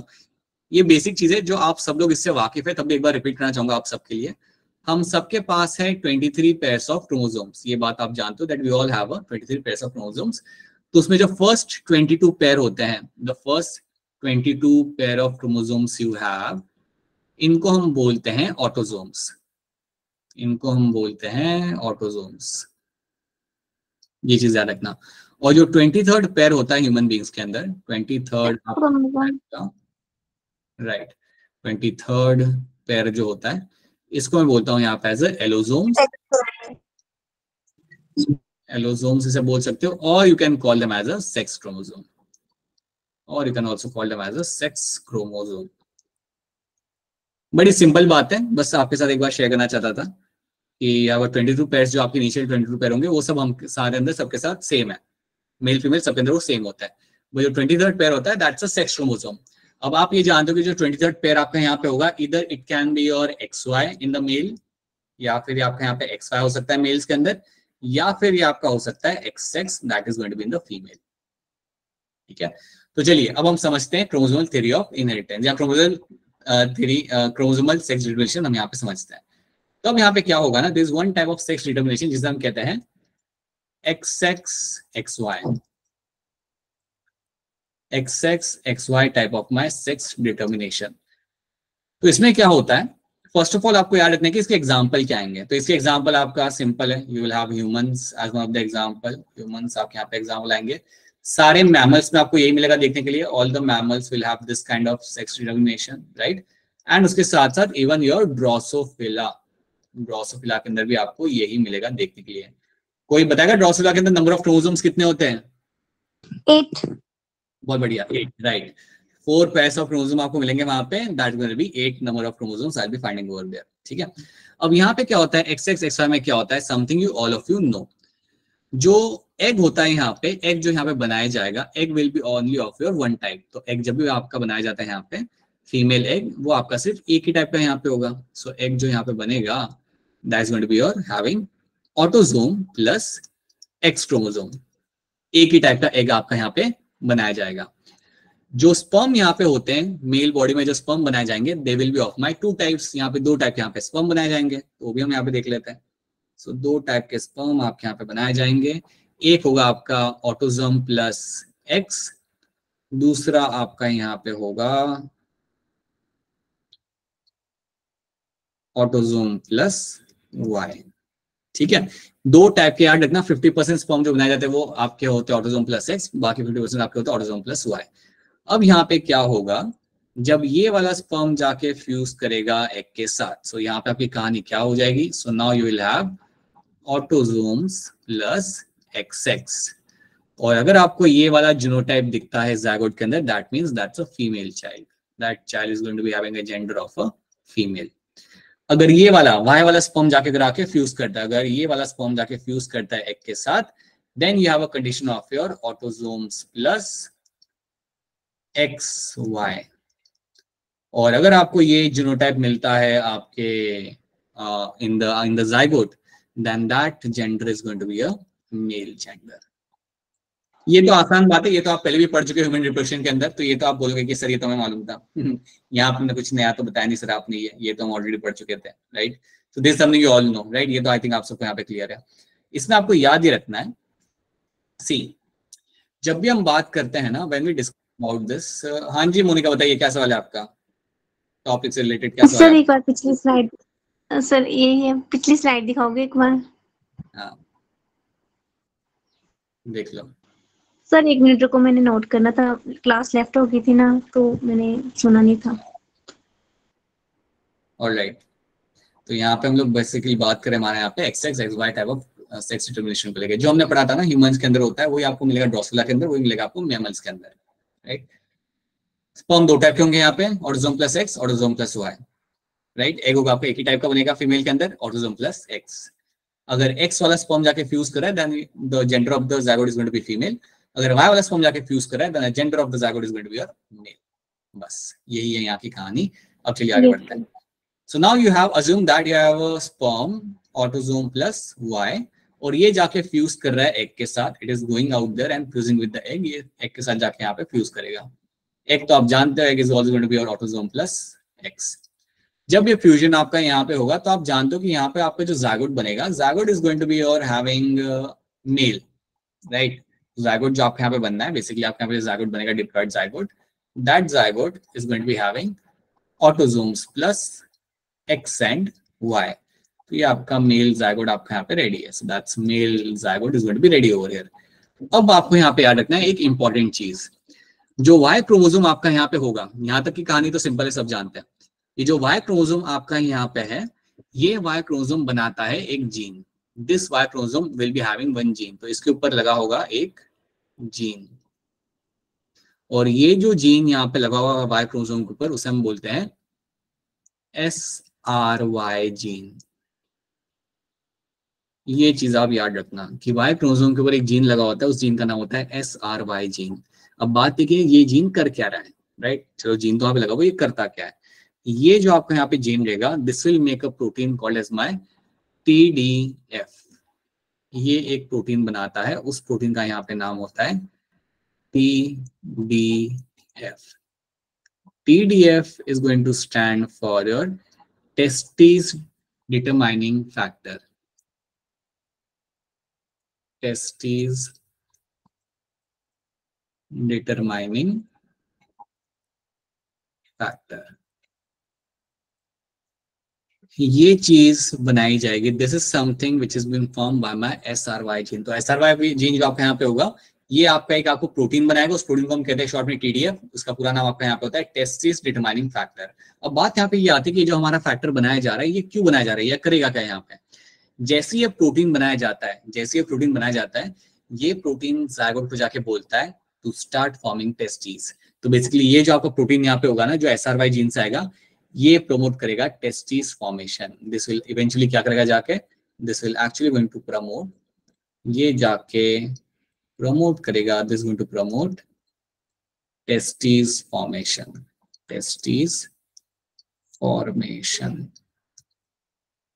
This will promote my testis formation. तो ये चीज आपको यहाँ पे याद रखना। This is one thing you have to know कि टेस्टिस फॉर्मेशन को प्रमोट यहाँ पे किया जाएगा by my TDF। So TDF आपको यहाँ पे बनाया जाएगा, that's a testing determining factor.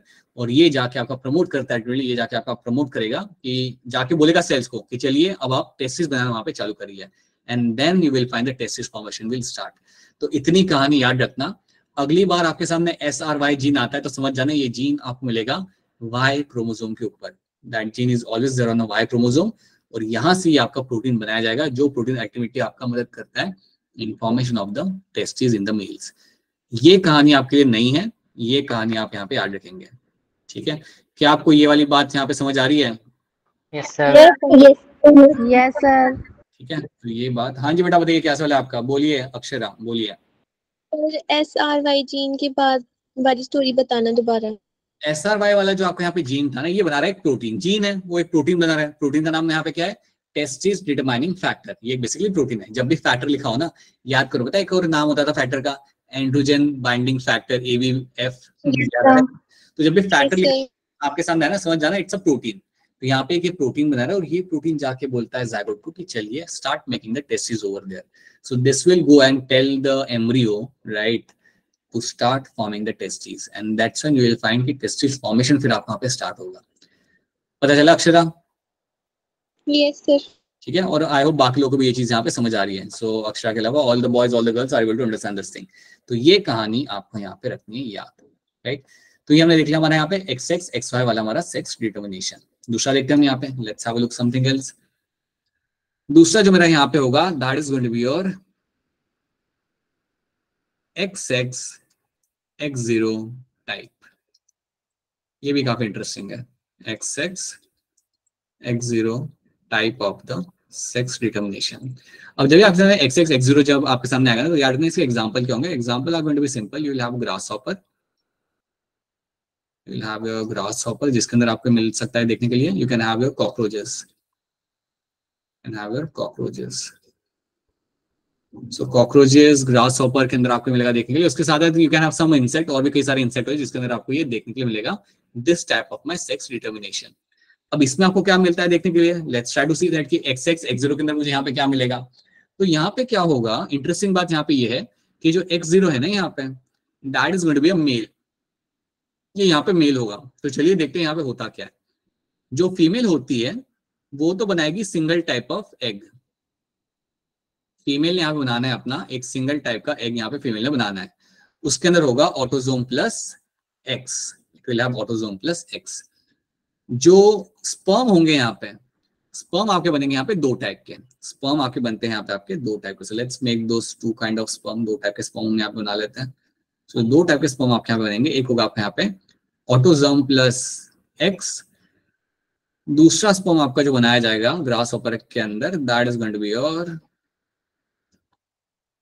Autosome plus 0, मतलब उसके अंदर सेक्स क्रोमोसोम होगा ही नहीं। तो ये इंटरेस्टिंग बात है कि ड्रोसोफिला के अंदर जब मेल गैंड बनाए जाते हैं, 2 मिनट रुक जाओ 2 मिनट वेट कर लो। जब ड्रोसोफिला के अंदर जब मेल गैंड बनाए जाते हैं, राइट, तो वो टाइम पे क्या होगा, you will have one male and will be having autosome plus 0, मतलब सेक्स क्रोमोसोम में नहीं होता, और दूसरे में होता है आपका ऑटोसोम प्लस एक्स। तो 50% सेक्स क्रोमोसोम जो ड्रोसोफिला के अंदर आपको मिलेंगे, they won't be having sex chromosome. ठीक है, चलिए अब धीरे धीरे हम आगे आते हैं यहाँ पे, लेट्स कम ओवर हियर। हाँ जी मोनिका बताइए क्या सवाल है आपका टॉपिक से रिलेटेड। सर अभी आपने बताया कि मतलब ड्रोसोफिला में मतलब नहीं होते हैं, लेकिन अभी इससे पहले तो आपने बताया था कि जो बाबा ग्रासहॉपर की बात कर रहा हूँ मैं यहाँ पे, ग्रासहॉपर की बात कर रहा हूँ। ड्रोसोफिला में तो XX XY होता है सर, लेकिन आपने ड्रोसोफिला बोला भी, लेकिन यहाँ पे लिखा है ग्रासहॉपर मैंने, तो ग्रासहॉपर याद है। ठीक है, thank you Monika. So you'll have this grasshopper and cockroaches which will have this kind of condition, right? So you have a autosome plus X and you have autosome plus 0. Okay.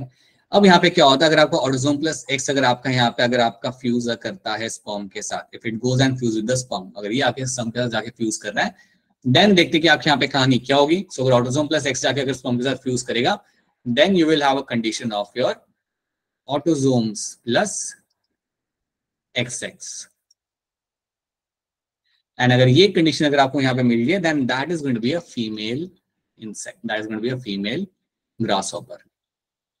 Okay, अगर आपका यहाँ पे sperm अगर आपका यहाँ पे जाके fuse कर जाएगा आपके एग के साथ, अगर और ये वाला स्पर्म जो आपका यहाँ पे ऑटोसोम प्लस 0 वाला अगर जाके स्पर्म के साथ जाके अगर फ्यूज कर रहा है, then you will have a different condition यहाँ पे, then you will have condition of your autosome plus X and 0, autosome plus X and 0। तो याद रखना अगर आपको ऑटोसोम प्लस X and 0 अगर आपको हमें मिल जाए, then that is the example of your male animal. तो ये जो आपका जायगोट बनेगा, that zygote will turn into male grasshopper या मेल कॉकरोच। तो ये चीज आपको यहाँ पे याद रखना है। This is one thing you have to be very clear with कि मेल और फीमेल आपके यहाँ पे किस तरीके से डिटरमाइन किए जा रहे हैं। याद रखना यहाँ पे जो आपके मेल गार्ड्स आपके यहाँ पे जो होंगे वो आपके दो टाइप के बनाए जाएंगे।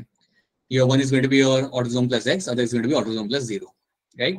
और वो जाके आपके यहाँ पे फ्यूज होंगे and will give you the female and the male animal. That is something you have to know. तो ये चीज आपको यहाँ पे याद रखनी है, that is my XX X0 वाली कहानी। तो ये वाली एक स्टोरी आप सबको यहाँ पे याद रखनी है। So this should be clear to all of you. ठीक है, ये समझ आ रहा है आपको यहाँ पे what is happening in grasshopper and cockroach? ये थोड़ा अलग है। Yes sir. चलो देन, चलो फिर आगे बढ़ते हैं। तो ये हमने देख लिया। नेक्स्ट कहानी और भी थोड़ी इंटरेस्टिंग है आपके यहाँ पे, थोड़ा और उसके अंदर अलग आपको कंडीशन मिलेगी देखने के लिए। सो you will have next type is my ZZ type. Next type का सेक्स डिटर्मिनेशन जो मेरा यहाँ पे होगा ZZ टाइप होगा मेरा यहाँ पे सेक्स डिटर्मिनेशन। अब यहाँ पे क्या होता है, व्हाट डू गेट टू सी, यहाँ पे जो ZW है ये होती है यहाँ पे आपकी female. This is something going to be a female. Basically पहले याद रखना कि आपका यहाँ पे किसके अंदर आपको एग्जांपल देखने के लिए आपको मिलेगा। तो ये एग्जांपल आपको मिलेगा देखने के लिए आपके बर्ड्स के अंदर, you can find them in the birds आपको मिल सकता है। उसके साथ साथ you can find them in the reptiles, right. अब आप बोलोगे कि सर वहां पे आपने रेप्टाइल बनाए थे, उनका तो कुछ और कहानी था। हाँ, सारे रेप्टाइल्स में नहीं होता, कुछ रेप्टाइल्स के अंदर टेम्परेचर डिटरमाइन करता है sex of the baby, but बाकी रेप्टाइल्स के अंदर जैसे घर की लिजार्ड्स हो गई या बगीचे में घूमने वाले कैमलियन हो गए, जिसे हम कैमलियन नहीं बोलते, उसे गार्डन लिजार्ड बोलते हैं, उन सब के अंदर ZZ ZW type of sex determination आपको देखने के लिए आपको मिल जाएगा, right. So reptiles and birds के अंदर you will have the ZZ ZW type of sex determination. तो इसमें क्या होता है, ये कहानी थोड़ी सी अलग है। इसके अंदर यू विल फाइंड कि फीमेल बनाएगी आपके 2 टाइप के एग। तो फीमेल आपकी यहाँ पे बनाएगी, इसके अंदर 2 टाइप के एग आपके यहाँ पे बनाए जाते हैं। तो अगर कोई बर्ड है तो बर्ड के अंदर 2 टाइप के एग यहाँ पे बनेंगे। It is going to be having autosome plus Z and it can make an egg like autosome plus W. So you can have autosome plus Z, you can have autosome plus W. So 2 type के egg आपके यहाँ पे बन सकते हैं, लेकिन जो male gamete आपका यहाँ पे बनेगा वो आपका सिर्फ एक ही टाइप का आपका यहाँ पे बनेगा। जो मेल गैमेट आपके यहाँ पे जो बन के आना है, that male gamete is always going to be of 1 type. So that's going to be your autosome plus Z.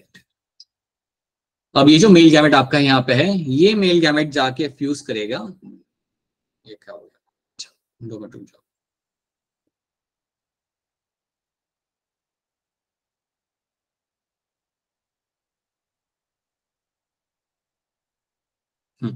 So male gamete आपका बनेगा यहाँ पे सिर्फ एक टाइप का। So there is my sperm ना, there is going to be a sperm over here, तो वो आपका हमेशा एक ही टाइप का यहाँ पे बनेगा। तो स्पर्म आपके बनेंगे एक टाइप के। सो अगर ये जाके फ्यूज कर रहा है इसके साथ, if autosome plus Z goes and fuse with the autosome Z goes and fuse with the autosome plus Z, मतलब अगर ये जाके Z वाले एक के साथ जाके अगर जाके ये फ्यूज करेगा, देन आपकी कंडीशन यहाँ पे क्या होगी, you will have a condition of your autosomes plus ZZ। अगर ऐसा अगर आपको जीनोटाइप मिलता है जायगोट के अंदर, देन समझ जाना that animal is going to be a male. ये एनिमल आपका होगा यहाँ पे as a male bird, right. उसी तरीके से अगर ये स्पर्म जाके फ्यूज कर रहा है इस एग के साथ, if this sperm and goes and fuse with this kind of egg, right, तो अगर ये जाके फ्यूज कर रहा है ऑटोसोम प्लस W के साथ, तो वो टाइम पे क्या होगा, you will have a different condition यहाँ पे। तो अब आपका यहाँ पे जीनोटाइप क्या बनेगा, ऑटोसोम प्लस ZW। अगर ये कंडीशन अगर आपको दिखती है तो समझ जाना that is going to be a female bird. ये यहाँ पे आपकी फीमेल बर्ड आपकी बन जाएगी।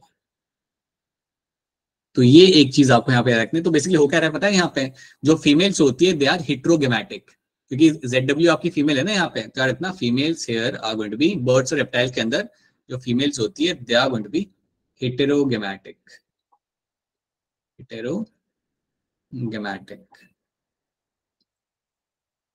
तो ये बात आप यहाँ पे पहले तो याद रखना, girls the females in the birds are going to be heterogametic. Hetero मतलब दोनों अलग यहाँ पे आपके सेक्स क्रोमोसोम है आपके यहाँ पे, right. So that's why heterogametic. हमारे अंदर क्या होता है, what you find in the human beings, that the girls having 2X chromosome, so I can very clearly say girls over here are always going to be homogametic. So यहाँ पे जो भी female gender आपका होता है उसके लिए हम यहाँ पे एक टर्म यूज कर सकते हैं यहाँ पे as a homogametic, homogametic. Homogametic समझो यहाँ पे both sex chromosome are going to be same, that's a homogametic. अगर दोनों सेक्स क्रोमोसोम आपके अलग होते हैं then you call them as a heterogametic, ठीक है। तो ये बात आपको यहाँ पे याद रखनी है। चलिए आगे बढ़ते हैं। So that is my ZZ। हाँ जी तनुप्रीत बताइए। सर वो क्या लिखा, होमो हेटेरो? हेटेरोगैमेटिक का मतलब ये होता है कि अगर मेरे दोनों सेक्स क्रोमोसोम अगर अलग अलग हैं, so that is called as my heterogametic, ZZW, right.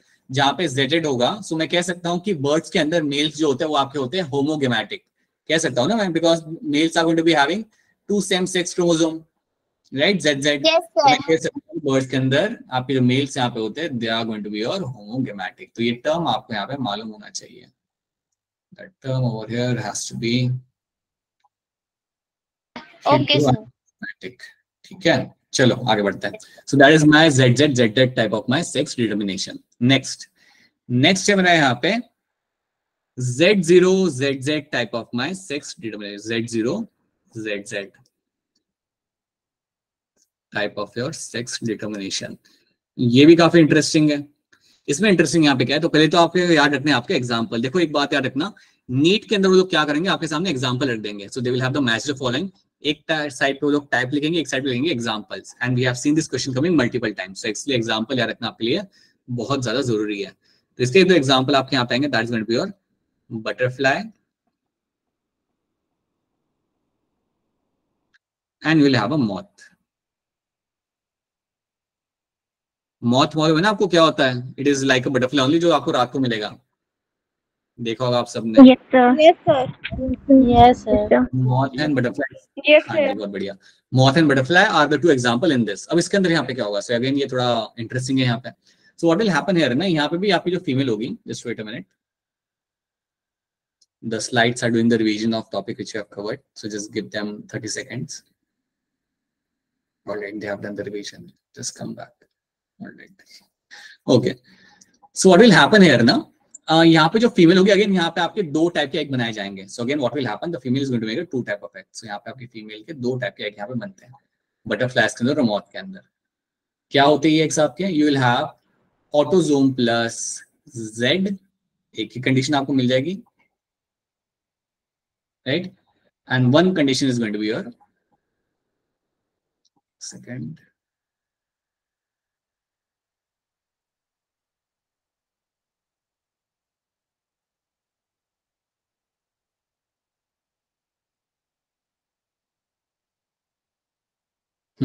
Same condition आपके यहाँ पे हो सकती है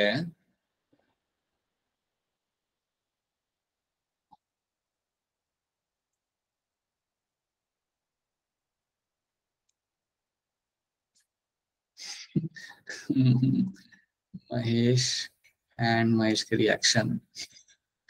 All right, so you'll have autosome plus Z over here. That's one condition we will get to see, and other condition is going to be autosomes. एक second रुकना, पहले हम थोड़ा सेव कर लेते हैं। एंजॉय कर लो बेटा, आप लोग एंजॉय कर लो, बड़े मजे आ रहे हैं ना आपको। कोई बात नहीं बेटा, कोई बात नहीं। सर डिवाइस चेंज कर लो ना अभी। डिवाइस नहीं, डिवाइस ठीक है, मुझे लैपटॉप ही चेंज करना पड़ेगा। It has a hardware issue, but and the order has already been placed, but it will take few days to reach.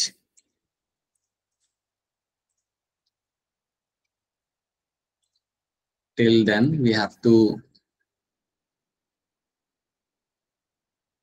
allow the laptop to do its thing. Okay, so now you have autosomes plus, second condition is going to be autosome plus 0. आपके यहाँ पे बन रहे हैं, you have autosome plus Z and you have autosome plus 0 over here. So ये आपका बनेगा आपका यहाँ पे एक egg आपका यहाँ पे, right? This is going to be one egg and this is going to be another egg. So these are two, both of them are going to be egg over here, right? होता क्या butterfly and moth के अंदर, that is sperm आपका बनेगा यहाँ पे सिर्फ एक टाइप का। तो स्पर्म जो आपके यहाँ बनता क्या आता है, that is always going to be of only of one type. So sperm over here is always going to be of your one type.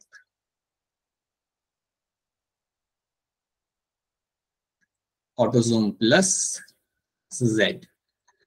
अब अगर ये स्पर्म जाके फ्यूज कर रहा है इस एग के साथ, if the sperm is coming and fusing over here, so अगर ये ऑटोसोम वाला स्पर्म Z वाला स्पर्म जाके अगर Z के साथ फ्यूज कर रहा है, then you will have a condition, that condition is going to be your autosomes plus ZZ, and this condition over here is called as your male. This animal is over here is going to be a male. तो ये जो butterfly का baby यहाँ पे larva होगा, that's going to be a male. So याद रखना, males यहाँ पे आपके होते हैं होमोगेमेटिक, राइट? सो ZZ मतलब मेल्स यहाँ पे। अगर ये वाला स्पर्म जाके फ्यूज करता है, this sperm goes and fuse with this egg, autosome plus Z जाके अगर ऑटोसोम प्लस 0 के साथ जाके अगर फ्यूज करता है, देन यहाँ पे जो आपको मिलेगा, getting over here, that is going to be having female. अरे रुक जाओ, autosome plus Z0 and that is going to be, सही कह रहे हो आप, that's going to be a female. ठीक है, तो ये बात आपको याद रखनी है, that Z0 over there is going to be female and ZZ is going to be a male over there. ये कहानी आपकी है of your butterflies and moth की। सो बटरफ्लाइज एंड मॉथ के रखना, you have a Z0 ZZ type of my sex determination. तो ये example, बेटा बोलो क्या सवाल है आपका, और हैंड रेज करके बोलो, अगर कुछ पूछना हो हैंड रेज करो आराम से, देन आस्क योर क्वेश्चन, फिर आंसर करेंगे सब लोग। बताइए क्या सवाल है आपका, बोलो बोलो बेटा बोलो। All right. So we'll have Z0 ZZ type of sex redetermination in which you will have butterflies and moth as an example. Then you will have a ZZ ZW type, जहां पे example आपका आएगा birds and reptiles. याद रखना इसके अंदर आपका ZW जो होता है heterochromatic is going to be the birds, okay. Then you have XX X0 जहां पे X0 is going to be a male and that's a grasshopper and a cockroach, and then you have your XX XY जो आपका बड़ा common है humans, mammals और Drosophila के लिए। तो ये हो गया आपका क्रोमोसोमल सेक्स डिटर्मिनेशन। तो ये आपको इतना याद रखना है नीट के कॉन्टेक्स्ट में। इसके अलावा भी कई सारे तरीके होते हैं बट आपको नीट के कॉन्टेक्स्ट में इतने ही याद रखने फिलहाल के लिए, right. Then I will tell you something else on that, but फिलहाल के लिए आप इसके अंदर इतने याद रखो। Now after this you have to tell me few questions. अब कुछ क्वेश्चन आप मुझे यहाँ पे सॉल्व करके बताओगे हैंड रेज करके, and then will move beyond that. So फटाफट यहाँ पे कुछ क्वेश्चन सॉल्व करते हैं ताकि हमें पता चले कि आपकी अंडरस्टैंडिंग यहाँ तक की क्लियर है। हमने मल्टीपल एलील्स पहले ही कर लिया था, पॉलीजेनिक इनहेरिटेंस हमने अभी भी किया है, we have done the pleiotropy. So ध्यान से देखिए इस सवाल को and tell me what can be the potential answer over here. क्या इसके अंदर आपका आंसर निकल के आ सकता है? हैंड रेज करना पड़ेगा, वैसे ही आप आंसर नहीं दे सकते। सो देखिए स्टेटमेंट्स को ध्यान से एंड देन इनको मैच कराइए इनके टॉपिक के साथ। सो चलिए बस 4 लोग, ऐसे कैसे चलेगा, बाकी लोग भी क्वेश्चन समझिए। यहाँ पे a single trait control by 3 और मोर देन 3 एलील्स, यहाँ पे एलील लिखा हुआ है, जीन नहीं लिखा हुआ, ठीक है। A single trait control by 3 और मोर देन 3 जीन्स, हाँ यहाँ पे जीन्स लिखा हुआ है, ये तो आज ही हमने पढ़ा था। A single gene exhibit multiple phenotypic expression, single gene कई सारे कैरेक्टर्स को कंट्रोल कर रहा है, that's going to be option C. तो आपको यहाँ पे मैच द फॉलोइंग आपको यहाँ पे करना है। तो अब बताइए इसका आंसर क्या होगा? काजल बताइए क्या होगा इसका answer? Option A sir. Option ए करो आप काजल, पक्का? यस ठीक सर। है। सिद्रा आपको क्या लग रहा है? Sir option A. Apeksha? Option A sir. और तो इसके साथ यहाँ पे आपका टू आएगा, मल्टीपल एलील्स वाली बात आ रही है, मतलब multiple like more than 2 alleles, multiple alleles, 3 और more genes is going to be your polygenic inheritance, and C के साथ आपका यहाँ पे 1। So yes option A becomes my correct answer, बिल्कुल सही। एक क्वेश्चन यहाँ पे करते हैं हम लोग, यहाँ पे ये वाला ध्यान से देखना, टेक योर टाइम, स्टेटमेंट वाला क्वेश्चन है, आपको बताना है इनमें से कौन सी स्टेटमेंट आपके यहाँ पे इनकरेक्ट है। तो ध्यान से देखो इसे and then raise your hand, जल्दबाजी में हैंड रेज मत करना, take your time and then raise your hand. गलत आंसर करने में आपको मिलेंगे -25, जो आपके हम अगले टेस्ट में से काट लेंगे। चलो करो हैंड रेज। अक्षय कुमार बताइए क्या होगा इसका आंसर? अपेक्षा क्या होगा इसका आंसर? आ गया आपका आंसर, बोलिए। Sir option C.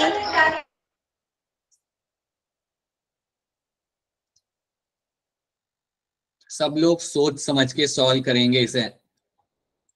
Sir domesticated fowls का मतलब? अरे मुर्गियां, डोमेस्टिक फाउल्स मतलब मुर्गियां, ठीक है। ऑप्शन ए बेटा मुर्गियां, मोनिका थी नहीं, ये ऑप्शन ए वाली, ये ऑप्शन ए वाली ये जिस स्टूडेंट की मोनिका थी ना, राइट मोनिका, यू सेड ना ऑप्शन ए? No sir. कल आ रहा है स्कूल में, ठीक है। फिर आप बोलोगे कि सर ने प्रिंसिपल को, ना बेटा बस हो गया बेटा, हो गया, बहुत बढ़िया। हाँ तो मनप्रीत बताइए क्या होगा इसका answer? Option B sir, B. Option C. Batman वाला बी कह रहे हो आप लोग? सर डी होगा sir, option C sir, D होगा सर। जिनको पूछूंगा वो बताएंगे। शिवा बताइए क्या होगा इसका answer? Okay sir, D. Shiva कह रहे, दिल्ली वाला डी कह रहे हो शिवा आप? Yes sir. ओके ठीक है। अपूर्व आपको क्या लग रहा है? बी, बैटमैन वाला। ये देखिए ये हमारे ऑप्शन डी है, ऑप्शन डी बोल दिया। महेश बताइए क्या होगा इसका आंसर? Option D. डी कह रहा है महेश। अरे क्या आप लोग अलग अलग आंसर देते हो, मतलब इंटरेस्टिंग। हाँ जी सना बताइए क्या होगा इसका आंसर? Option D. डी कह रहे हो आप यहाँ पे। चलो मैं आपको बताता हूँ यहाँ पे ऑप्शन डी यहाँ पे कह रहा है, in domesticated fowls the sex of the progeny depends on the type of the sperm rather than the egg. ये बात आपकी यहाँ पे बिल्कुल रॉन्ग है, समझिए इस बात को। In domesticated fowls sex of the progeny depends on the type of egg, not by type of sperm. Sperm तो एक ही टाइप का बनता है ना यहाँ पे। डोमेस्टिक फाउल क्या होता है? बर्थ के अंदर। सुन लो, सबके लिए बता रहा हूँ, जिनको नहीं आ रहा ये चीज मैं उनके लिए बता रहा हूँ, सुन लो सब लोग। So what will happen in the domesticated fowl, what will happen, male तो आपका स्पर्म बनाएगा, वो आपका एक ही टाइप का बनाएगा आपका यहाँ पे, ऑटोजोम प्लस जेड, बस ठीक है। जो एग आपके यहाँ पे बनते हैं यहाँ पे आपके, that is going to be your autosome plus Z, या आपका बन सकता है आपका यहाँ पे egg which is can be your autosome plus W, right. तो याद रखना, सो इसलिए आप समझो इस बात को, the sex in the fowls या बर्ड के अंदर is determined by is mainly determined by the egg. It's a type of egg which determine the sex, not a type of sperm. Sperm तो एक ही होता है ना आपका, स्पर्म तो डिटरमाइन करेगा, वो तो एग होगा तो डिटरमाइन करेगा आपका यहाँ पे. तो इसलिए you have got this incorrect. इसलिए काफी लोगों ने इनकरेक्ट कर दिया आपको. इसलिए कहता हूं, जब मैं कहता हूं कि क्वेश्चन को ध्यान से पढ़ो तभी आप उसे आंसर कर पाओगे, नहीं तो आपके ऐसे इनकरेक्ट आएंगे, अभी भी आएंगे, टेस्ट के अंदर भी आएंगे. So you have to be very clear with this, you have to read this statement carefully. So option D becomes my correct answer because ये इनकरेक्ट स्टेटमेंट है आपका यहाँ पे, बिल्कुल इनकरेक्ट है आपका यहाँ पे, कोई सवाल पैदा नहीं उठता. आप कैसे कह सकते हो ऑप्शन बी यहाँ पे, male fruit fly is your drosophila. यहाँ पर ड्रोसोफिला है, होता है ना वो हिट्रोगेमेटिक, एक्स वाई होता है ना मेल के अंदर. सो ऑब्वियसली वो यहाँ पे, right. In male grasshopper 50% of the sperm have no sex chromosome. बिल्कुल सही बात है, हमने बनाया भी था वहां पे कि आपके ऑटोसोम प्लस 0 होते हैं 50% आपके यहाँ पे male gamete, right. So you can not do such kind of incorrect answer. बहुत खराब Monica, Apurva, very bad, not acceptable. And all the people who have just got this incorrect. बिल्कुल नहीं, नहीं चलेगा ये, ऐसा नहीं. You have to read statement carefully. बताओ इसका आंसर क्या होगा. Read the statement carefully, take your time. जल्दबाजी में आंसर मत करो, सब लोग अपना time low and then raise your hand. Sidhra, अपेक्षा और रानी अपना हैंड नीचे कर लीजिए and then raise your hand only after knowing the answer. Only after confirming in your head that this is the correct answer. बड़ा आसान सवाल है, but you should be knowing that.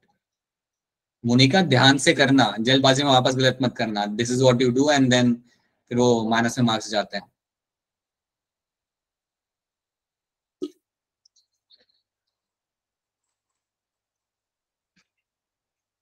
बताइए शिवा, क्या होगा इसका answer. Sir option C. Shiva यहाँ पे कह रहा है ऑप्शन सी कह रहे हो आप यहाँ पे. जी सर. शिवा शिवा शिवा. तमनप्रीत, क्या होगा इसका आंसर. सर ए, शायद ए. शायद. इतना पढ़ाने के बाद भी you are not confirm with of this 4 option. Sanpreet, no I won't take that as answer. Sanpreet, मैं तो नहीं ले सकता उसे. काजल, क्या होगा इसका आंसर. Option B sir.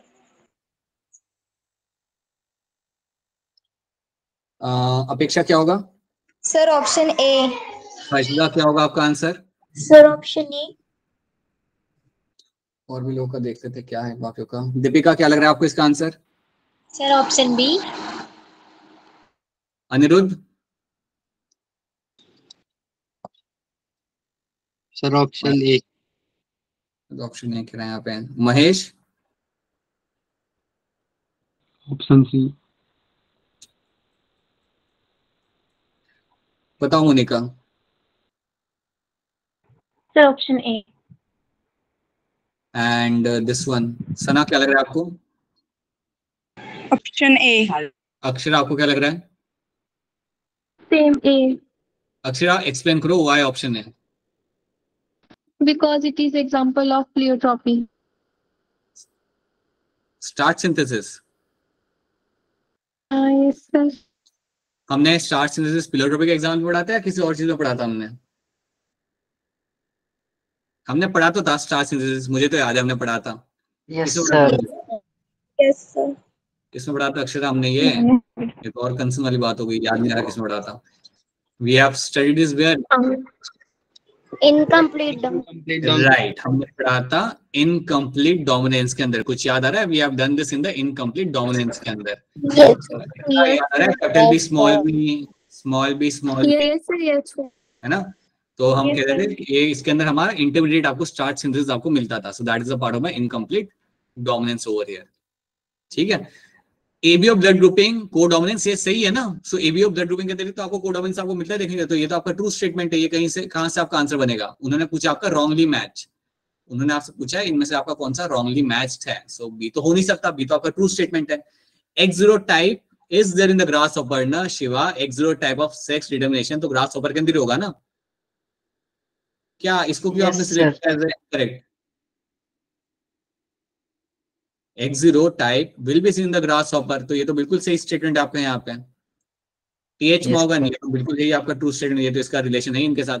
तो option A over here becomes my incorrect matching. Starch synthesis will be an example of my incomplete dominance. Multiple alleles का हमने कभी पढ़ा ही नहीं है ये.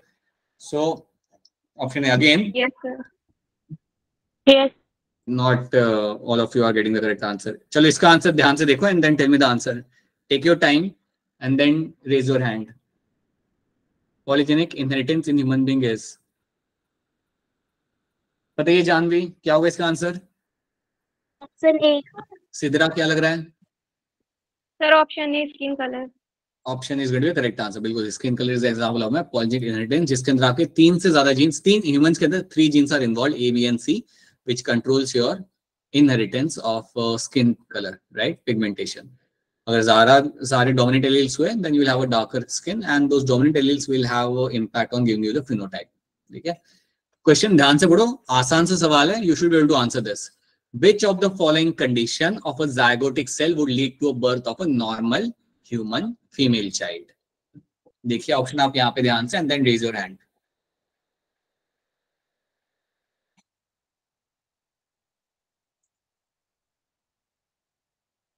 हर्षदा क्या होगा इसका आंसर? Sir option A. अपेक्षा क्या लग रहा है? अच्छा, अपेक्षा ने हैंड रेज नहीं किया। Chromosome A, option A. Right, Diksha? Option A. Right, very good Apeksha, Diksha and Harshada, I think very good. Please pay attention, जो भी हमने यहाँ पे क्वेश्चन कर रहे हैं, please pay attention to those options and read the question carefully. Right, बिल्कुल सही, आपका आंसर आपके यहाँ पे बिल्कुल सही है। Okay, this question match the following है, बड़ा सिंपल है, we have done all the terms over there, take your time, लीजिए अपने 30 सेकंड्स लीजिए and then tell me the answer by raising your hand.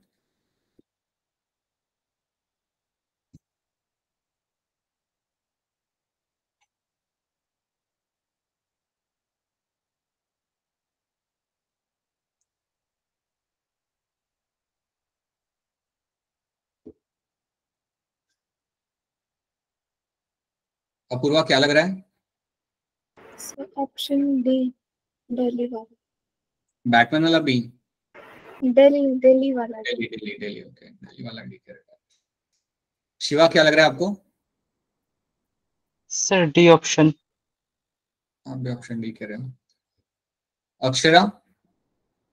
Sir D option sir, वो वाला side नहीं होगा सर, डी। कौन सा, क्या हो गया? सर ऊपर साइड से है, ऊपर ये लिखा हुआ है तो वो वाला सर ए का मेटाफोर से है। ठीक है, सुनो, हाँ, अक्षरा क्या होगा इसका आंसर?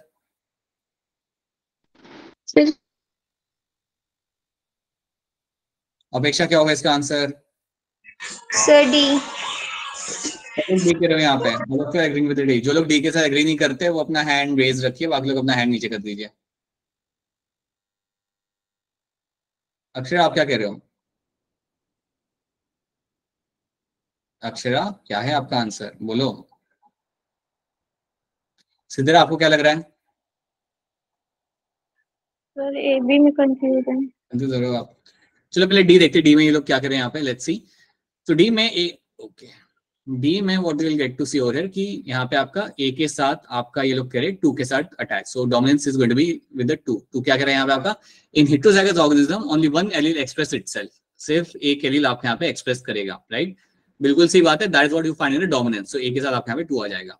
देन बी के साथ ये लोग लगा रहे 3 को attach, so codominance will be what, in heterozygous organism both allele express themselves fully, so B के साथ आपके यहाँ पे आएगा 3, ऑलराइट, ये भी ठीक है।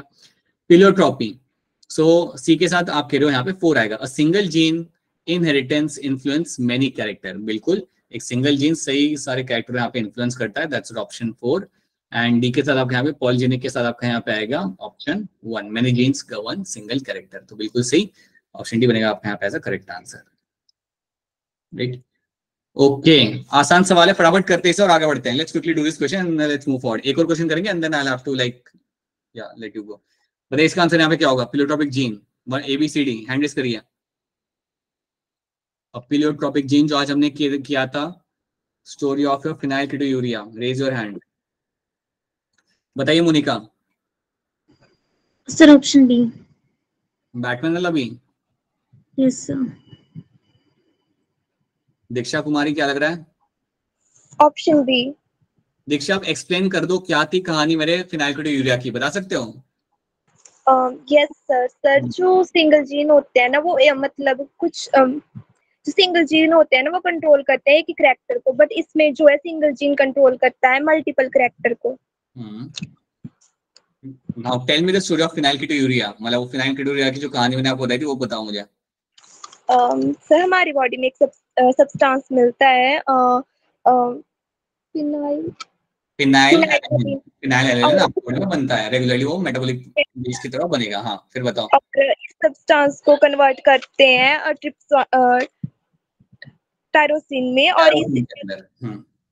और इसमें एक एंजाइम जो हेल्प करता है, जो होता है फिनाइल एलाइन हाइड्रोक्सिलेज। ये एंजाइम राइट, ठीक है, राइट, ये एंजाइम कन्वर्ट करता है फिनाइल एलानिन को आपके टायरोसिन के अंदर। ठीक है हर्षदा, आप यहाँ से आप बता दो, इसके आगे वाली कहानी आप बता दो, इसके आगे क्या होता है फिर, व्हाट विल हैपन। वो फिनाइल एलाइन को मतलब जो रहता है एंजाइम, अगर वो इंक्रीज हो जाता है तो फिर कब इंक्रीज हो सकता है, जब फिनाइल एलानिन जो आपका रहेगा वो बॉडी में कब इंक्रीज होगा, किस कंडीशन में होगा।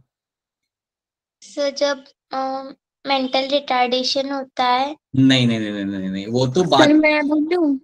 नहीं नहीं बेटा रुक जाओ। सो यू टेल अस, तमनप्रीत फटाफट बता दो इसमें क्या होगा फिर। सर जो फिनाइल एलानिन जो टायरोसिन में कन्वर्ट होता है वो फिनाइल एलानिन हाइड्रोक्सिलेज एंजाइम करवाता है। पर अगर हमारी बॉडी में वो जो एंजाइम है वो जीन सिक्रीट करता है, जो जीन है 12 नंबर क्रोमोसोम पे होता है प्रेजेंट।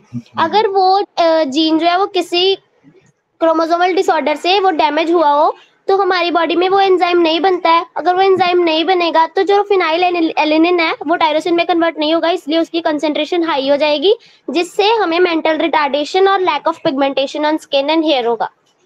राइट, ठीक है, बिल्कुल सही, right, very good Harshada, Kamanpreet and Diksha, right, true. So you this is a story which you all have to remember, ठीक है। So that is something we have done. तो अभी I'll have to let you go. We have some questions over here. ये मैं questions आपके ये छोड़ रहा हूँ यहाँ पे as a homework. Please do them, right? So okay, I think let me close the recording. I think a team might be here to have a conversation with you. Just wait a minute, I guess. All right.